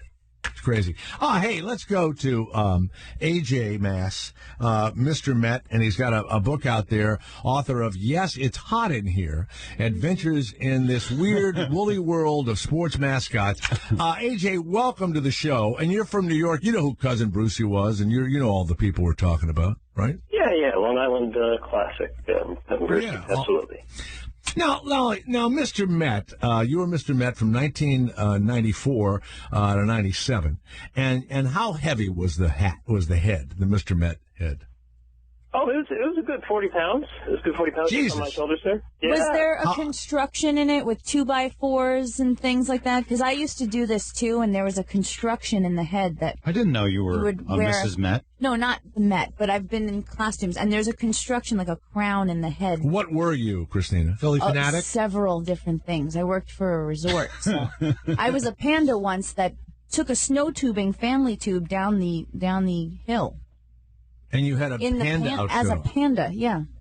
Wow. For publicity, no big deal. I know. AJ, are you married or single? I am married. Married. I've been having. Did you ever have sex in the Mr. Met head? No. That was never part of the equation there. I mean, you'd have to get someone who would want that, and that would not be. You have to get somebody who would want that. Yeah, that's a great answer. Yeah, there's plenty of people out there that would want that. I would definitely want that because I'm gay, so I would like that. Isn't it a fetish An called extra furries ball. or Can't be something? wrong. You mean to tell me, you know what's funny, AJ? I bet you now, in the 21st century, if you were Mr. Met, I bet you there's a sicko out there, a woman that would probably want to have sex with Mr. Met. Probably. I mean, didn't Carlo get a little more into Eddie LeBeck when he came out with the penguin suit on? Someone did his research. By the way, AJ, are you still with ESPN.com? You still doing that? Yes, I am. Oh, that's cool. Maybe after this appearance I might not be, but yeah. No, yeah, you will. Yeah, you will. But the book you've written is not just about being Mr. Met, but it goes into, and I'll do this in a moment, the history of mascots and everything else. But what I think is really funny is the Mets were, of course, made fun of. Casey Stengel was the manager, and they bobbled the ball and everything else. And someone said, we need a mascot to lift the morale of the fans. Is that the story of how it happened? Yeah, well, there was originally in the early 60s, there was a version of the mascot who was just like a guy from the ticket office put on some paper mache and walked around. And then the Mets actually won in 69, and people thought, well, we'll go see Seaver and Cruz, and we don't really need the guy, and they just took the suit and put it in mothballs. But in 1993, the Mets lost 103 games, and they had some PR problems. Vince Coleman threw some firecrackers at some children in the Los Angeles Dodgers parking lot. That didn't go over so well.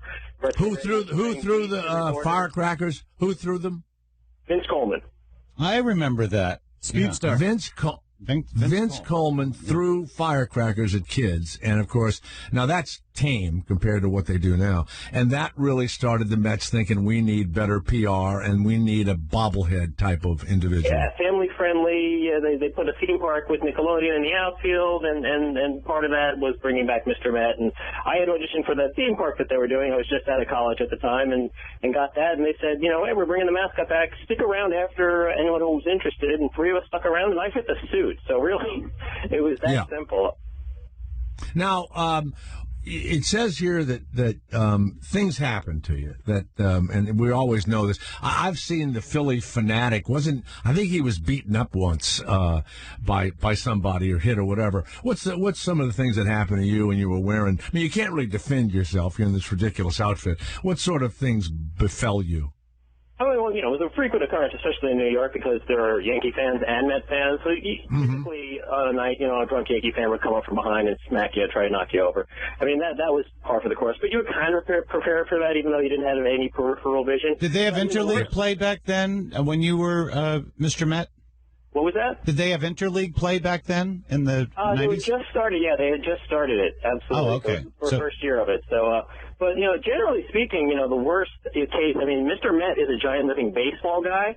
So every year they'd have this thing called Bat Day, and basically they'd arm the children with weapons.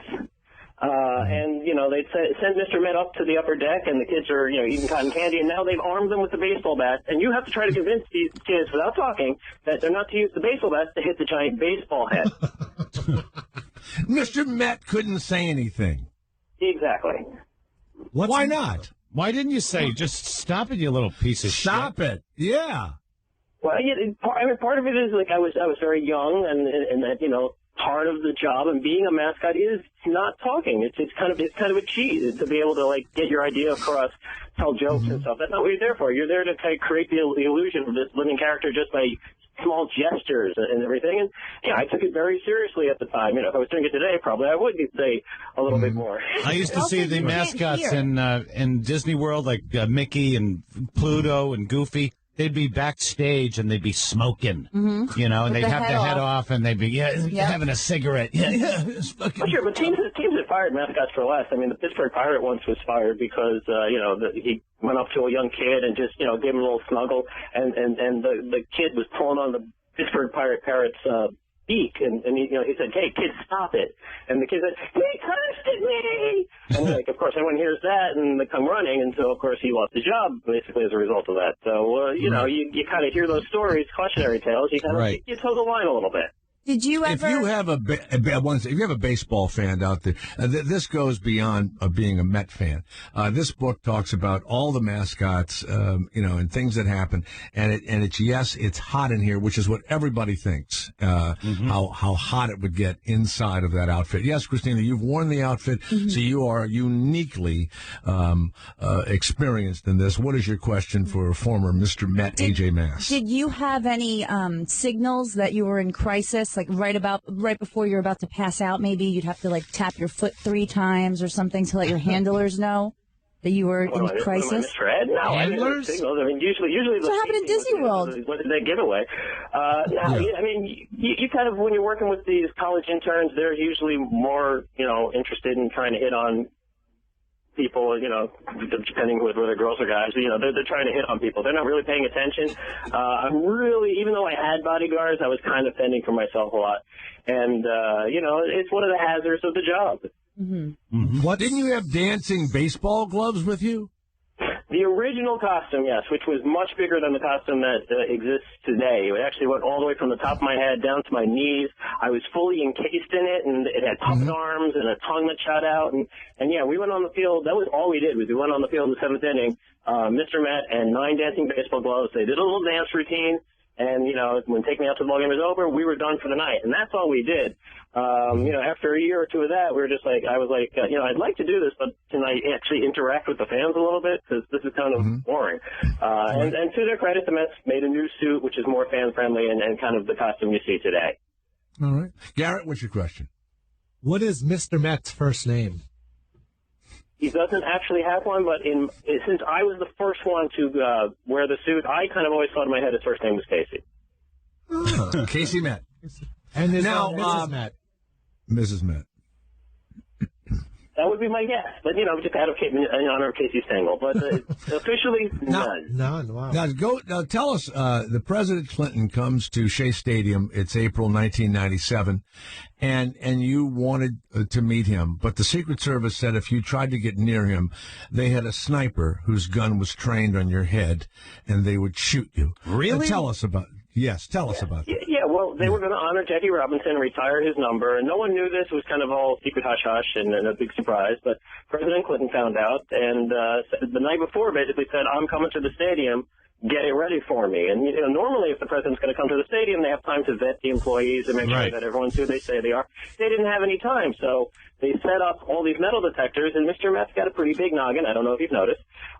Didn't fit through all the metal detectors, and also had a little metal in it. So even when the NYPD was doing the handheld ones, it would beep, and they'd throw me up against the wall and pretend to handcuff me and have a good old fun time with that. It was causing a backlog in the line, and Secret Service was not amused by this. So they basically just said, stupid, right, just annoying, absolutely annoying. Did they really say that there's a sniper with his aiming at you? This guy looked right into Mr. Met's mouth, and that was what freaked me out, because normally you make eye contact with the person you're talking to, even if that person looks to be like this living baseball. I got used to seeing people's necks because they'd always be looking up at the eyes, which were way above my head. He was looking right into the mouth where he knew I was looking out, and he was just very, very clear. He's like, Mr. Met, what did he say? Snipers all around the roof of the stadium just in case anything were to happen. Do what you normally do. We will not bother you anymore. Do not stop at any of the checkpoints, but approach the president, and we will go for the kill shot. Oh, God. That is unbelievable. That is the stupidest You should have went after him. Yeah. Guess what my head is? I wasn't going to call his bluff at that time. Really? Because, and You're a pussy. He had, Now, this is something from the book. The mascot for the Calgary Flames once had his tongue ripped out of his mouth by the coach of the opposing Edmonton Oilers. When did that happen? It was Craig McTavish was the coach of the Oilers at the time, and they were playing a game, and these two teams hate each other. Calgary and Edmonton, that's cats and dogs there. They do not like each other at all. And he was kind of leaning over and taunting him that his team was winning 4-0, and McTavish just reached up and grabbed the mascot's tongue and just yanked it off. It was an accident, but then he kind of realized what he had done was in his hand, and he tossed it into the crowd, and the crowd went nuts, screaming at him. And then the FBI wanted to find out which of the major league players were using cocaine, so they wired the Pittsburgh Pirates mascot, and they got convictions off of those wires.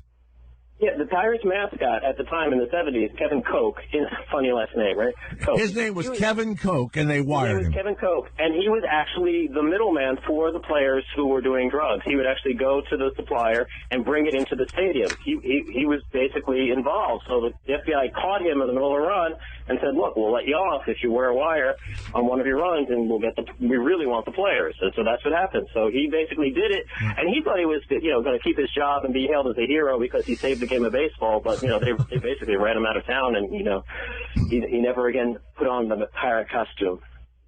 Well, let's go around the horn. Not you, Garrett, but Christina, and I need Christina, and I need Kevin around the horn. Mm-hmm. Okay. The word mascot is from French. And what is it slang for? Mr. Met knows the answer, and I'm expecting Christina. What is the word mascot derives from the French for what? I'll say master entertainer. For an entertainer, master entertainer. Kevin Meaney, mascot means what? I can only think of mastectomy. Mastectomy. A person that sadly had their breast removed. A.J. Moss, former Mr. Met. What does mascot come from in French? Well, Kevin was closer, but it is witch. Witch. Like someone that puts a spell on people. That's an odd thing. Yes. Yeah, Matt. It comes from. It almost reminds me of when Sacha Baron Cohen had the Jewish mascots coming down the street there in Albania, wherever he was, during that parade. And they were the evil Jews with the horns and everything. Remember that scene in the movie Borat?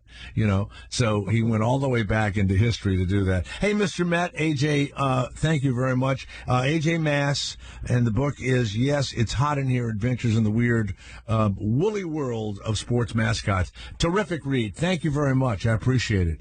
Thanks a lot, Jay. I appreciate you having me on. All right, buddy. Thank you. It's not the hot, it's the smell. I've smelled the Philly Fanatic, and it was like... You've smelled him. What do you mean you've smelled him? You've gone into his head? I've been in the presence of the Philly Fanatic. Really? You got inside his head? And Philly's probably horrific. No, I just animal the Philly fans. cheesesteak. Just around his body and his hair, and it was like beer, wet basement, Costs body a lot to odor get those smell. things clean. Nobody like Ireland cares. on a Saturday morning. You need to spray an antifungal inside of the Spray costume. some Lysol on it. So we had Mr. Met, that was controversial. We had Gilbert, that was controversial. And now Linda Stacy, who got up at a literary dinner and said, "I'm leaving in protest of Pussy Riot." And something they did not decide to protest. She's been with the Daily News, the Post before that, I believe. And so Linda will be with us next to talk about her protest against Pussy Riot.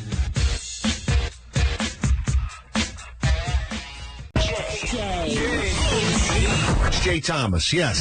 He's the afternoon guy. Very perky. Not like the rest of us. The Jay Thomas Show. On Indy, Sirius XM 104.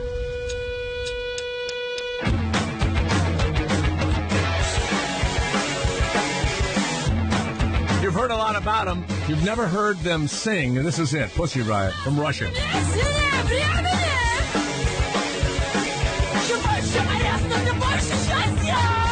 Not bad. Bullshit. Terrifying. Terrible. It's terrifying. No, I mean that's I would headbang with that. Get down. Hold on, let me hear it. Let me hear it.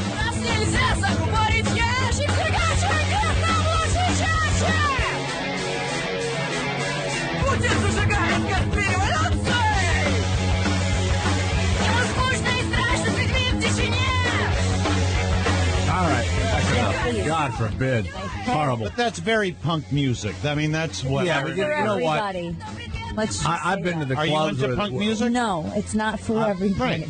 But I've been to the clubs over the years when the groups are doing this, men and women, and I don't understand what it's for. Look, I have a kid that likes this kind of stuff, and he's mentally deranged, and it's for deranged people. It's not for. This isn't the one normal. who's going to save the family, is it? No. This is another one. We'll be getting this one out of jail forever. Yeah. Linda Stassi, welcome to the show. It's been a long time, Linda. How are you? Hi, Jay. How are you? It's been wonderful. Kevin Meaney is here. Comedian Kevin Meaney has been helping us for a long time. Wow. Linda, Hello, Linda. You were with the Post for a long time, and now you're with the Daily News. I right? went legit.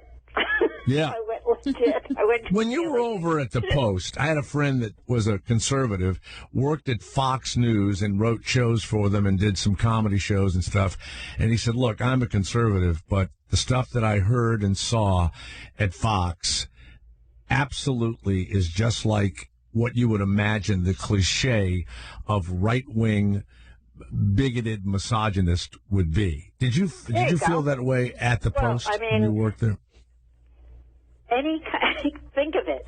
What other medium in the world has only old fat men with orange hair and Miss America candidates with PhDs?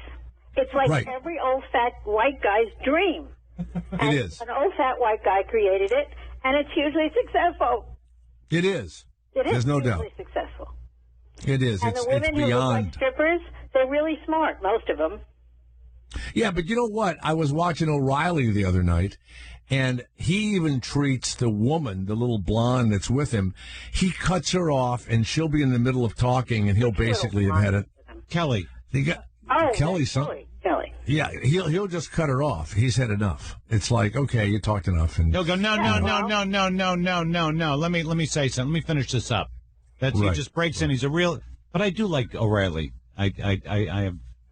You know, there is something. Now, Linda, I get along with him actually, because when I'm on the show, I always just say, Bill, come on, you can't possibly mean it. A lot of times it doesn't make it onto the actual airing of the show, which I was shocked. Well, at. Sometimes the stuff is edited out, which was like, what the hell? Are you kidding me? I used to do Hannity, and I can't do it anymore because I got in some argument with a black conservative woman who told me that because my children never went to church, they were probably not going to grow up to be good people. And I said, "Are you nuts?" Well, my daughter never went to church, and she's one of the greatest people I know. So there you go. Then I said to her, where did they drag up a black female conservative that everybody in this building thinks is ridiculous?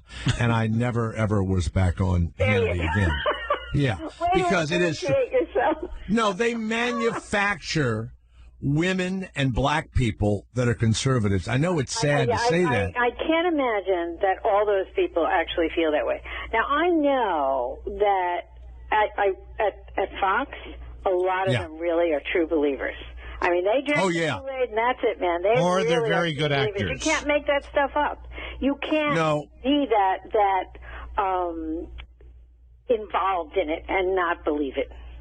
And I know why CNN loses, because they are fucking boring. Like 370. No, but they're fucking boring. They're completely fucking boring. 370 channel.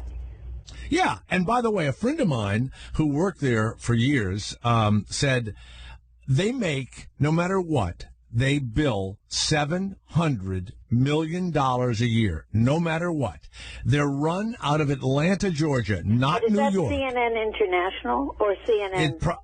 I don't know. I don't know. International, because it's all over the world, and all over the world it's great. You get to the United States, and it's just a bunch of morons sitting there talking about Flight 370.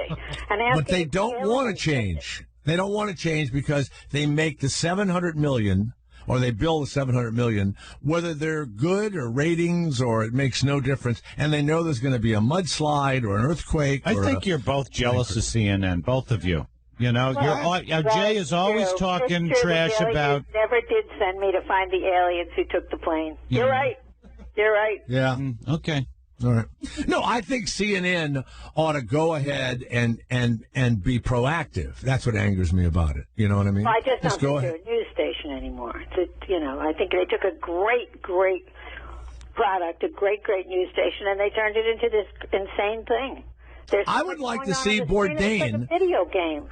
Put Bourdain at 6 o'clock at night. My nerves too. Let him do the news. God, that's a great show. I love it. And while he's doing the news, have him eating like a snake's head while he's doing the news. Rat tail. I'm eating a rat head right now. We'll be right back.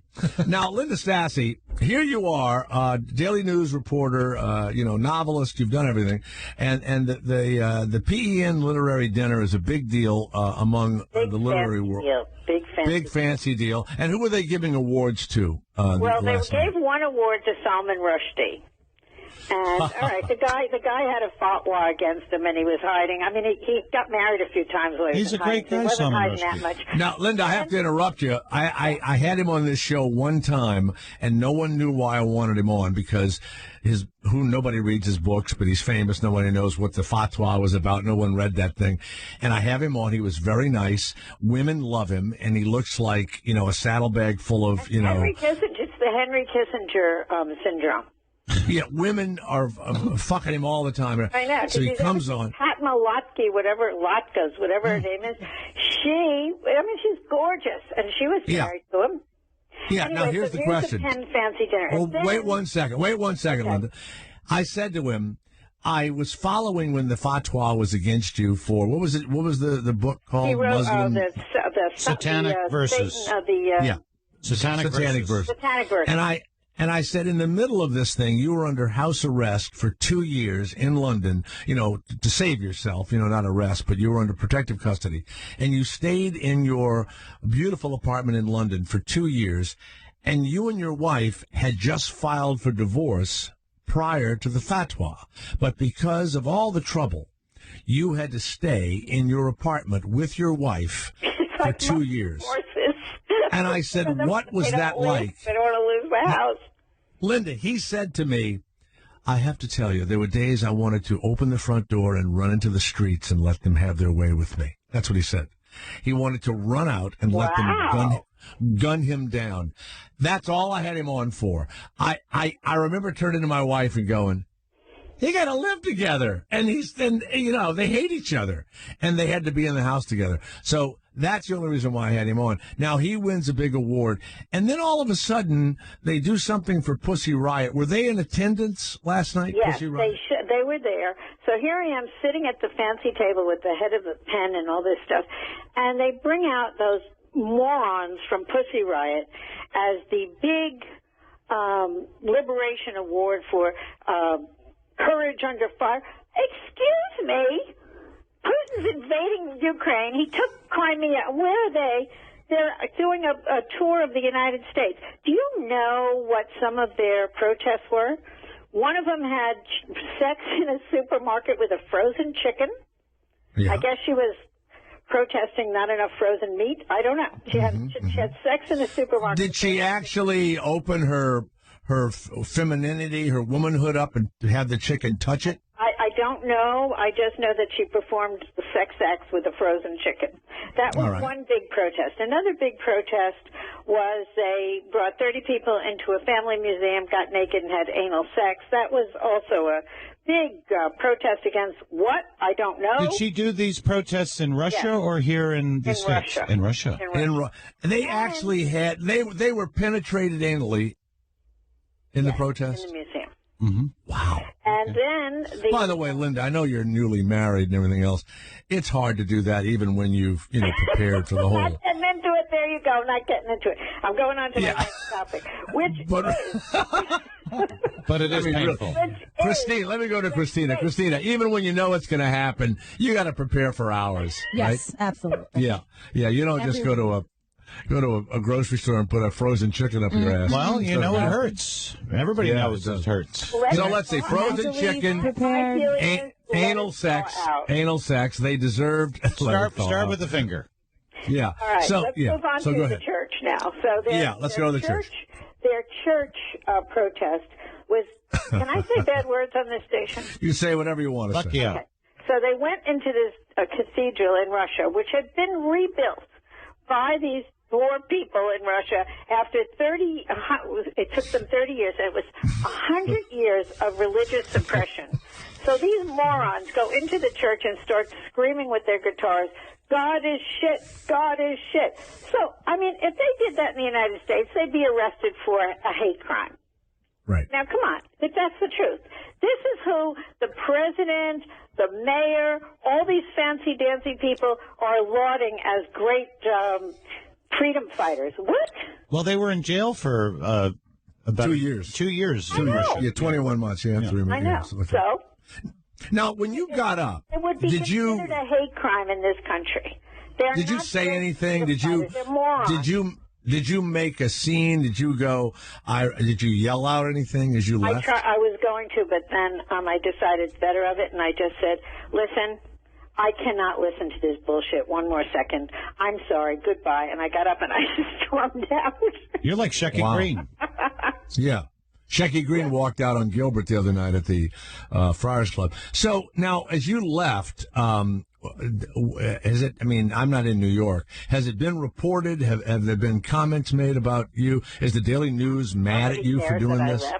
I mean, I cared that I left. I thought it was a big deal. Yeah, well, I've read about it, so that's why you're here. What do you mean you read about it? That's all. Somebody. Yeah, there was some. I mean, obviously, somewhere I'm reading. I'm reading, and Linda it says did on her Twitter. Really? Oh, yeah, that's right. You wrote about it. I was reading you. Oh, boy. Oh, boy. Whoops. So, I mean, And you retweeted it, right? You got one retweet? You know what? Someone called me and told me I was great. And I said, where'd you read that? They said, on jthomas.com. I just read that.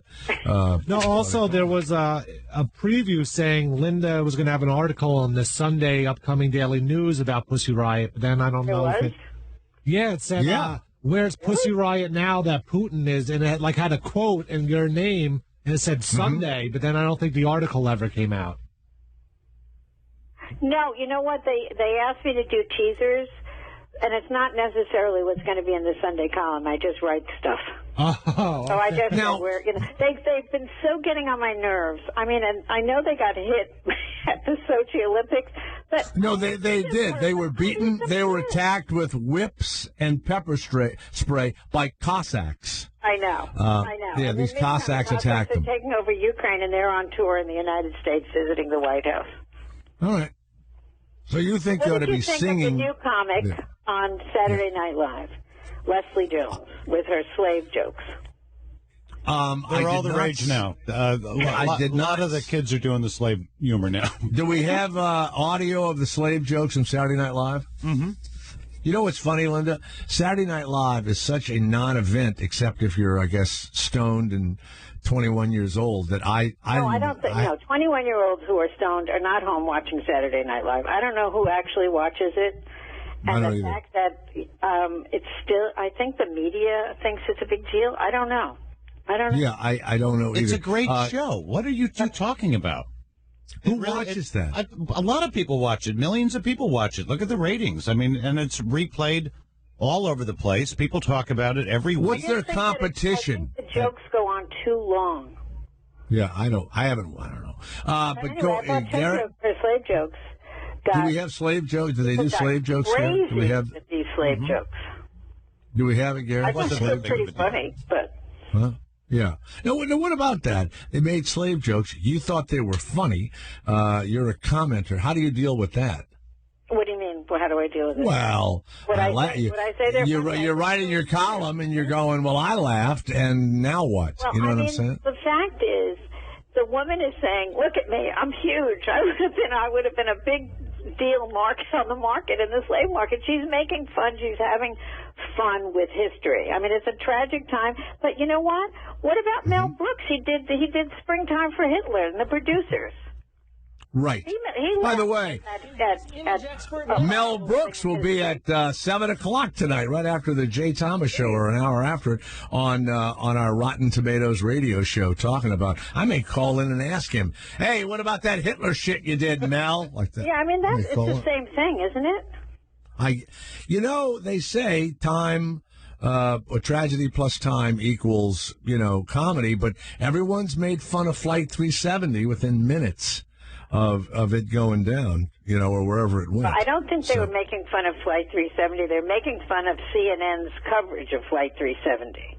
I mean, I was watching it one night. I turn it on every once in a while to see if they're still doing it, and they're still doing it. They are. How many times? They had a big flashing news event, and they'd come on and said, "Nothing new has been found." How many times did you see the plane making the sharp left-hand turn? Oh, my God. Until they decided it made a slight right. Yeah, then all of a sudden it changed. It took them 3 days, but they decided it made a slight right. My brother's a pilot, and he said from day one, "This is what happened. It went down here." And he was right. Yeah. Well, unless it was taken by. Well, I believe. I mean, you're not supposed to carry these lithium batteries, and Malaysia. I don't believe they're allowed to be carried in the United States or basically in many Western countries. Not that they many. had loaded The amount of pounds of lithium batteries they had was. They loaded the hold. They transport them on boats. Yeah, whatever, but they catch fire. The 787 had to be grounded because it used lithium batteries, and the 787s were catching on fire. So they removed them. This thing had been flying for 7 hours while it was on fire. So I don't think that probably is the answer. It could have flying around for hours. Yeah, well, it was filled with smoke. Maybe it was smoldering all that time. It was, it just smoldered. I think they all died. I think the pilot tried what he tried, and then, do they know it flew for 7 hours? Are they positive that it flew for 7 hours? Turning into CNN, you realize that, right? Well, this is what happens. I mean, it's such an interesting story that we're still talking about it 50 days after this plane vanished. So, wait a minute. When I bring up O.J. Simpson, the phones light up. So come on. I mean, there's a lot of. Let's go to the slave jokes. Thank you very much, Colin. Hello, everybody. I wanted to come out here tonight and congratulate Lupita on winning People's Most Beautiful Person, and I agree that she is very beautiful. But for me, personally, I'm waiting for them to put out the most useful list. You know what I'm saying? Because that's where I'm going to shine. Most useful? That's what I said, you delectable Caucasian. Let me ask you a question. If you walked in a club and you saw me and Lupita standing at the bar, who would you pick? Wow. Yeah, I know. You would pick Lupita. Wow. But let me ask you this. If you was in the parking lot and 3 Crips is about to whoop your ass, who you gonna pick then? You're damn right you will. She's great. And that's my point. The way we view black beauty has changed. Look at me. See, I'm single right now. But back in the slave days, I would have never been single. I'm 6 feet tall and I'm strong, Colin. Strong! I mean, look at me. I'm a mandingo. But Leslie, you're not saying you'd rather be a slave, No, right? that is not what I'm saying. I do not want to be a slave. Hell, I don't like working for you white people right now. And y'all pay me. I'm just saying that back in the slave days, my love life would have been way better. NASA would have hooked me up with the best brother on the plantation.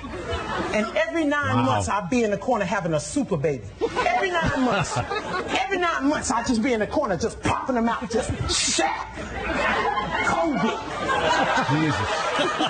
LeBron,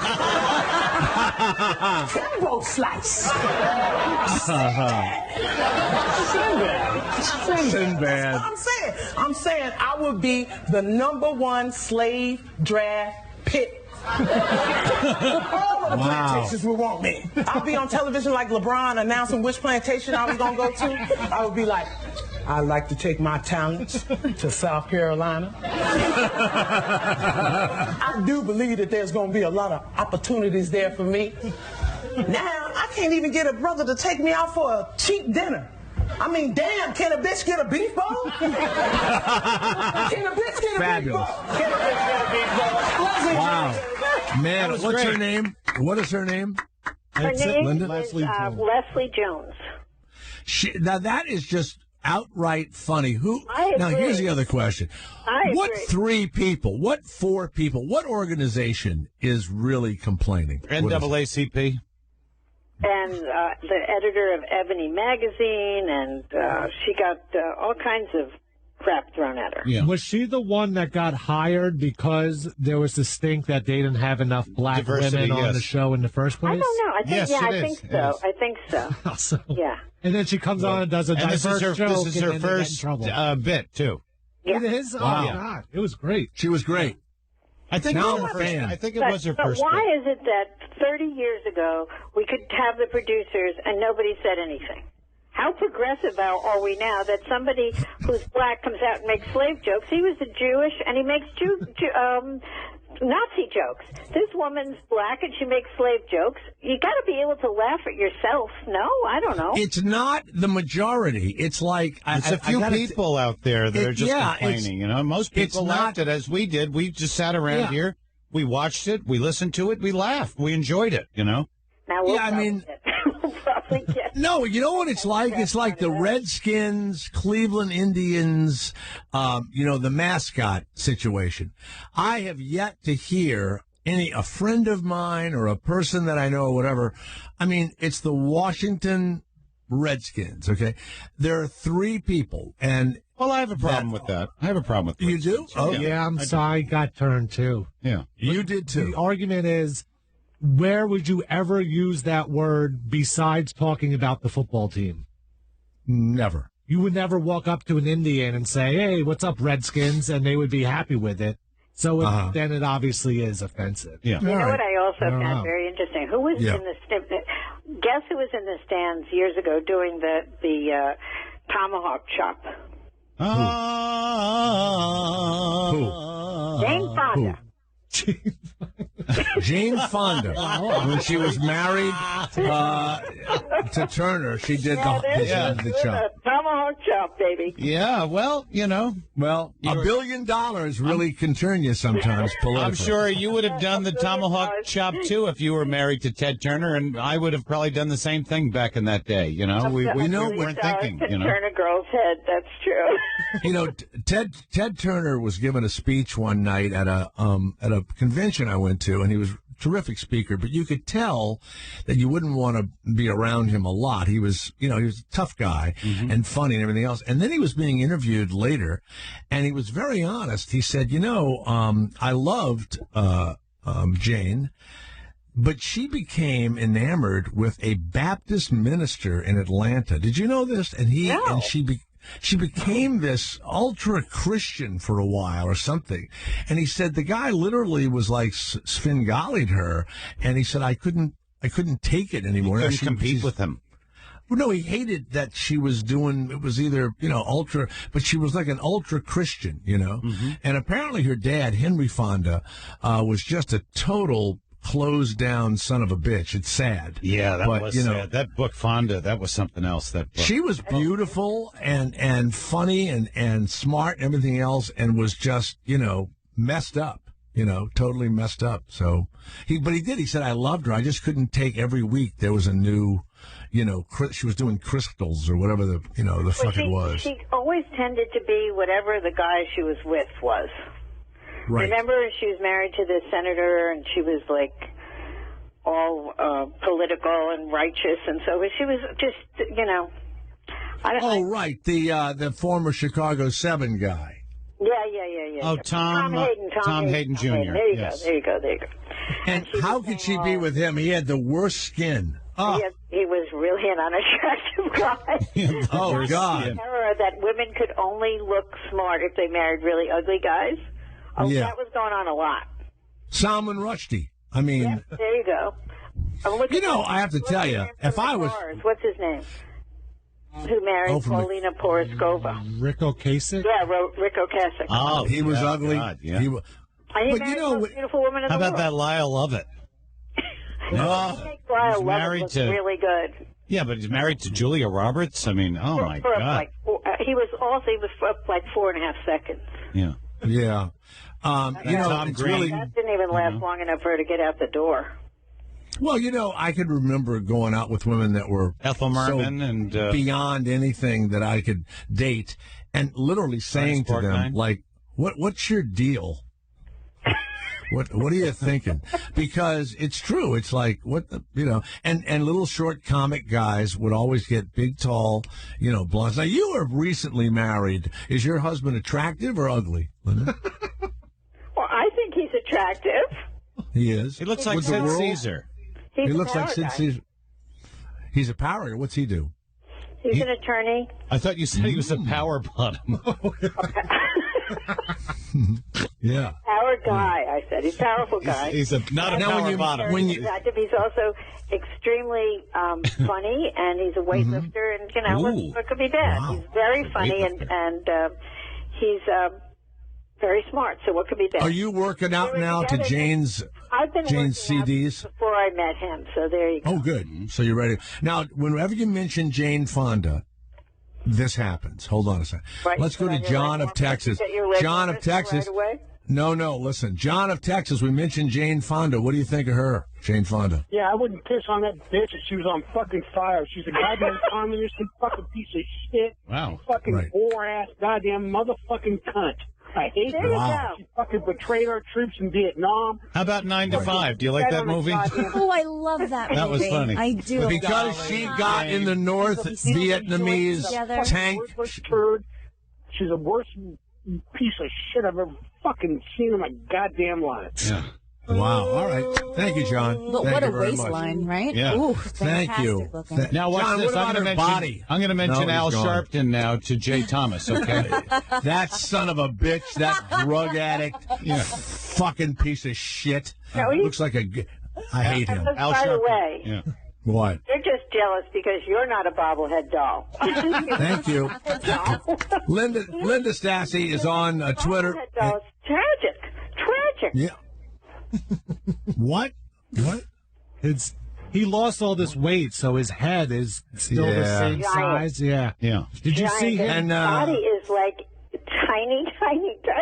Yeah. It's really horrifying. It looking. is hard to look at. Yeah, and his face is all wrinkled. He didn't lose the weight properly. He had it chopped off, or he had it like that I rubber don't band. think you can lose 180 pounds properly. Well, yes, you can. You can lose it, by exercising and eating right. He lost it by having something like the Chris Christie and Al Roker way, where they do a band around your stomach so you don't eat as much He swears food. he didn't. He swears he Oh, didn't. he's decided to please. Maybe Now it was. he weighs 135 He had an operation. pounds. That's ridiculous. And you know what, Isn't Chris that Christie, insane? he had the surgery, and what the band broke inside of him. No, And he a ate? friend of mine, big and fat. Johnny Panette, he had his band broke when he first had it. 20 years ago when he first had it. John's dead now. And John's what dead happens? now. Well, It kills you? Bad. It's not good. bad. It's not good. It's not good. It's not Oh good. my God! Linda Stassi, the Daily News. If people want to go online who don't live in New York, can they find you somewhere?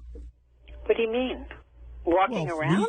No, read They can you. find you walking around. Yes. No, read your column. Yes. No, not really. I mean, I have a Twitter account which I go on occasionally, and I am on New York One on the weekends, so you can always find me. So Daily News doesn't have a .com. You can go to. you can go to see the. Oh yeah, you can go to nydailynews.com, but I'm not in. That's every what I day. meant. I only have I do a Sunday column. Well, that's what I mean. On a sequel to my book, so I didn't want a whole full-time job. All right. Well, Linda, thanks very much. Always wonderful to talk to you. Thank you very much. But if we wanted to find you around town, where would we find you if you were walking around? Where do you live? But tonight I'm going to be walking on 23rd Street to the Japanese restaurant, and then I plan to walk along First Avenue after that. Oh, okay. All right. Linda, say hi. Yeah. That'd be great. All right. Where you can, No, how about if a guy puts a, hey, Linda, I heard you on the Jay Thomas show today. Boom. All right. Oh, good. All right, love. What's your phone number? Thank you, Linda. Yeah, thank you. Let's go to Louis of Orlando. Yes, Louis. When you hear Pussy Riot, how does that make you? I wanted to defend Pussy Riot. The Orthodox Church sanctioned like every pogrom in Russian history up until the communists took over, where they slaughtered Jews in mass or Tatars who are not Jewish, anything non-Christian. They sanctioned their beheading. I mean, it was no joke. So they were saying they're just against institutions in Russia that are corrupt. The church in Russia is corrupt. Putin is corrupt. Right. I mean, I wouldn't jump on the stage here and say, you assholes, suck my dick. I know that that's not the way to get the proper attention, but I don't think they deserve 2 or 3 years in jail for that. I mean, a preacher here would probably say, God save you, and just, run him, escort him out the door. 3 years in jail for that? That shows me you're so insecure as a body that you have to put these young girls in jail for that? Getting on stage and banging a guitar? Yeah, eat my pussy. So fucking what? No, this is why they were put in jail. Remember, it's not. It's run by Putin is I guess an oligarch, if you want to call him. It's not a democracy. But he also said, and I don't disagree with him. They are considered bad for Russia, and they put frozen chickens in their pussies, and they anally fuck and stuff like that. To me, and they're asshole singers. Put them in fucking jail just because they're just no good. I just put them in jail. I don't give a shit about the politics. It's not saying the chicken how to thaw it out. For God's sake. Well, I just think that they have the jail time, the penalty doesn't fit the crime. And they were on Bill Maher's show, and all they're saying is we live in the most corrupt, one of the most corrupt countries in the world, and they just want to shout and get attention, and doing crazy shit like that gets the media to say, what's going on here? And then we look behind the screen and say, wow, the country these people live in is fucked up. And, dude, I'm not kidding. We may end up going to war with them if this idiot attacks Estonia or Latvia. Louis, could you have anal sex? Could you keep it up and keep it hard enough to get it into a tight asshole publicly? I don't know. What is it, Garrett? Maybe if I try with him, I have no idea. Maybe if you tried Garrett. I see. I got you. What about you, Jay? I mean, come on. What do you think about No. In public, I have to have complete silence. I have to really have the thing opened and massaged and ready to go and everything else. No, I can't do. I couldn't rape anybody. I can't take any squirming or don't do that. Or I can't have anybody going, hey, what are you doing? I mean, I don't want to be looked at. Could you know choke what I mean? someone if they asked? Oh, me? Yeah, I would choke them, but in the privacy of my room, I would choke them. Regular sex. I don't want my bed squeaking. Well, let's go to hold on. Keep Louis right there. Kevin of Atlanta. You. How do you feel about Louis of Orlando defending Pussy Riot? And sorry that they went to jail. Yeah. Well, let me ask you this, and Jenny, you're a good judge of character. What do you think would have happened if instead of being 3 photogenic young white chicks, they were 3 60-year-old Slavic white dudes named Dick Attack? Do you think we would have ever heard from them again? They'd have been under a rock in Siberia. The only reason this guy's... Wait a minute. I love Dick Attack. That's a great name for a group. Dick Attack. Yeah, really? Dick Attack. Hold on a minute. Kevin, you and I right now improv how Dick Attack would sing. Ready? 1, 2, 3. I want to put it up your ass. I want to put it up your ass. I want to put it up your ass. Put it up your ass. Yeah. All right. Thank you. That's Dick Attack. Thank you, Kevin. Thank you, Louis. Yep. All right. Did you guys see the new Louis last night? No, was it good? Yes, Seinfeld was in the second one. Mm-hmm. It was. They were both going to want to ruin any. They had it on at the Why not? Comedy Cellar last night. Why not? You know, some people will tape it and they don't. So what? Know what happened? Tape it? That's kind of old-fashioned. Huh? Get your VHS I can't going. believe that, Garrett. He just called you out so bad. He did. Oh, my Old-fashioned. DVR it. Hey, do you have your Amtrak working back at the house? I don't know what that is. Your 8-track? No. There's a name of some piece of equipment. I can't think of it.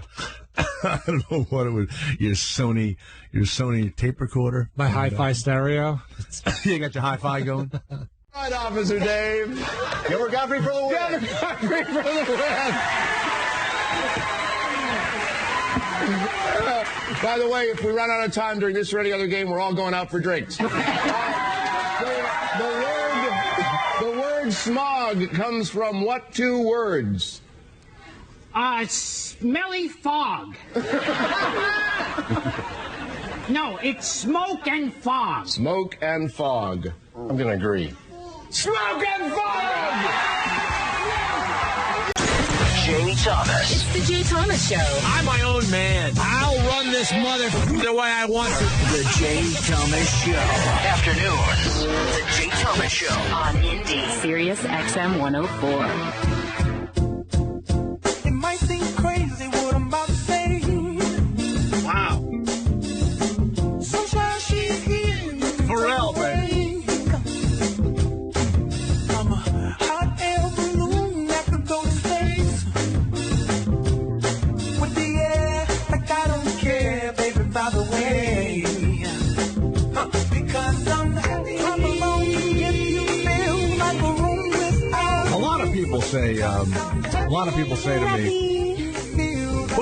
who do you hang with? Who are your pals? What do you like to do? And I just wanted to say that I pretty much have the same friends I have always had for years. Friends of mine from college, guys I played ball with. Hold on 1 second. I just want you to hear one of my. Hold on 1 second. Wait 1 second. Hold on. Listen to this. You ready? Mm-hmm. Hey, Jay, it's Tud.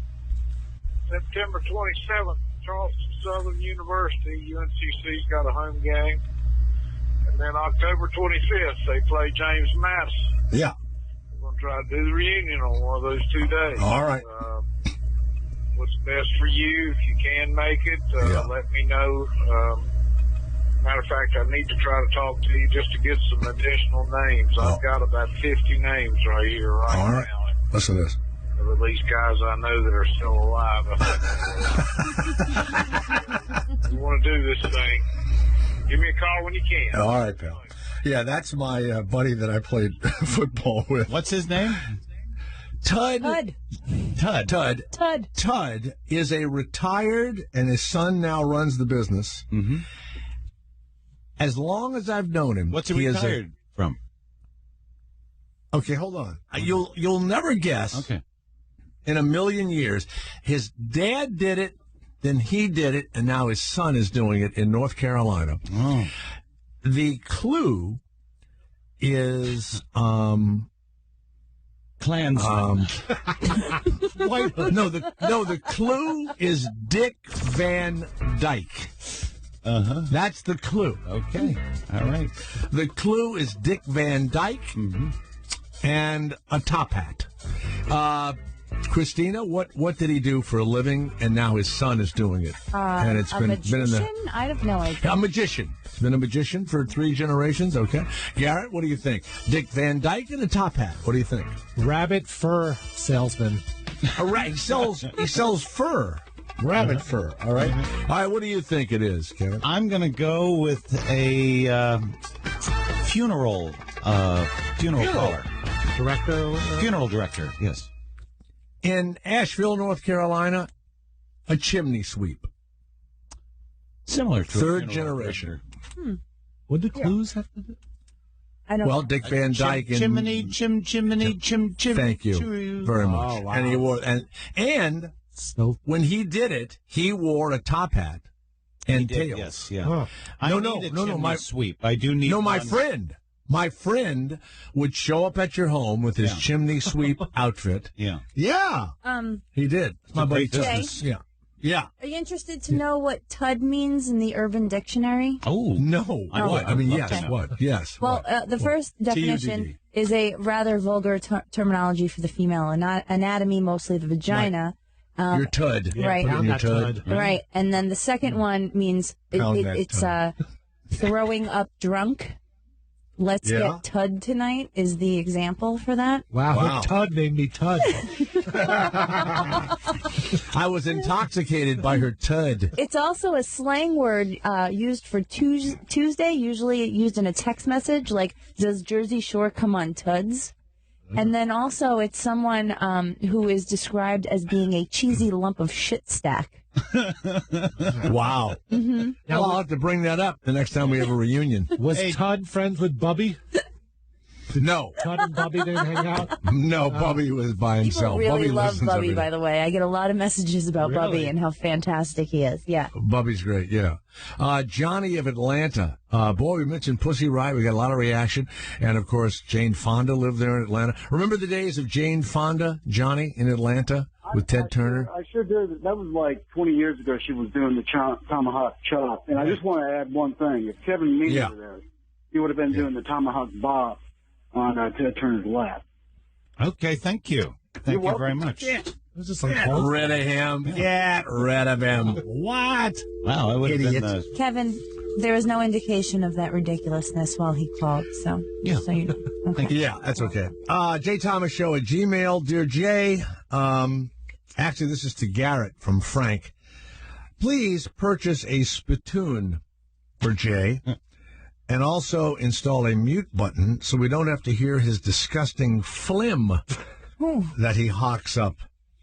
I know he may still be suffering side effects, but my stomach turns trying to listen to the mess coming up in his throat. I have a choke button and all that. No, we're family here. You've never hit it once. Never, no. But we're all family here. Listen, It's if you fine. have to cough or sneeze. We know what your Me rattle too. sounds No, like. wait a minute. I go like this. No, I don't do that, liar. I didn't do that. It did work.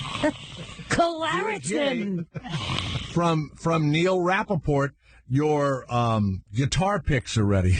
Oh, God. There's a big, huge demand for when he offered Jay Thomas Show discount or free, pick cards for Jay Thomas fans. Right. He meant just regular old pick cards, but everybody emailed him, I want Jay's face on the pick, so they actually made them, and now he's got to charge. He's got to charge. They'll be sending them out shortly. Well, that's nice of him. Mhm. That's very nice of him. And what's the name of his company? No, pick cards. And he made them for JT and his band, and he's got me and everything He'll be else. coming back on soon. to talk about All right, good. I have to email pick cards again? it. Yeah, yes.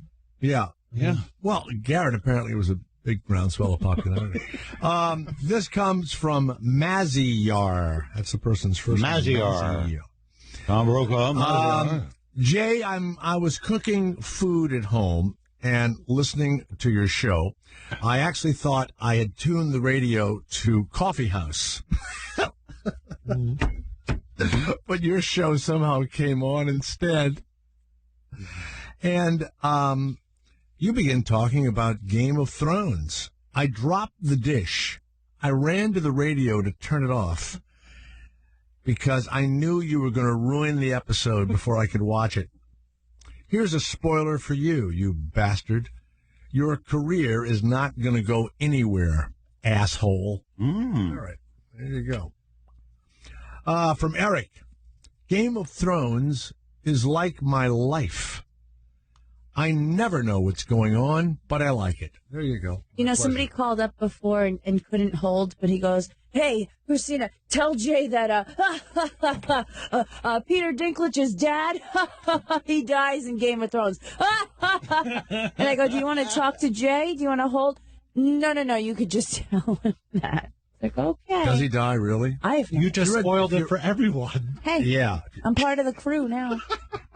Well, actually, I told something that wasn't true. I said, the original father, Ned Stark, came back to life. I was kidding. A guy wrote me, he did. He did come back to life. Oh, my He does come back to life. And I go, no kidding. No, you're kidding. And I said to my wife, I said, hey, Ned Stark. She goes, God damn it, don't tell me anything. Isn't it all in the books, though? Didn't you say it was all in the books? Yes. All you have to do is read the all in book. the It's book. following the book. That's why people get so upset when people talk about spoiler alerts, because it's like, well, just read the book. Right. Alan says, I know that the Class Clown Murderer T-shirts are done for, but I listened yesterday, and I truly believe anal bleaching for kids is a T-shirt made in heaven. This comes from Steve. I'll give Kate one of those. I don't. And then get her Steve anal. says, I don't understand how a fellow seemingly as clever as you can fall for every email that is written to you. Don't you understand that people do stuff to you knowing that you're going to take it so goddamn seriously? Maybe. On the internet, winding you up is the most fun we have because you're the best when you're really angry, and we know you're not pretending. There you go. That's true. From John. It's great to see Ned Stark alive again. You bastard. He's coming back. The White Walkers have reanimated him. Oh, my God. And coming soon, I never heard of these people, the Warlocks of Korth. Jesus. Never heard of those people. See, now that's ruined for me. The whole show's ruined. Bullshit. By the way, congratulations to East Carolina University, which is, right in the middle of the Bible Belt of North Carolina, a state that I love, but politically and religiously and everything else, it's just very difficult to love it. It's just ridiculous. But a chemistry professor, Eli Havitzkovs, doesn't sound like he's from the United States. Coming. He put together a list of stuff that the graduating students were asked not to talk about when they were giving their graduate, thank yous. Commencement address or their Keep thank it yous. family friendly and not gross. Mm-hmm. Keep it brief. I don't give you a real word limit, but at max maybe 35 will do. Provide me something written in the third person. Think that, think about somebody that'll read this, okay? And you cannot thank God. I'm sorry about this, but I don't want to have to outline the reasons for it. Mm-hmm. Eli Haviskov's PhD, assistant professor, Department of Chemistry. Well, of course, this has caused a firestorm at East Carolina University. Congratulations. The other day, a golfer won the tournament in Charlotte, and he had brain surgery, and he almost died, and he's being interviewed. It was a dramatic finish. He said, I want to thank my Jesus Christ, my Lord and Savior, and I just said, you fucking son of a bitch. Do you think Christ is watching you on Sunday? I mean, it's just awful. And you know what? Announcers hate it. The public hates it. It's just awful. Awful. And I couldn't agree with the guy at the university more. There's nothing more disturbing than someone that thanks God, because God is not. You've made yourself more important, and you've made whatever little silly game you're playing more important than Ukraine or Africa or starving people or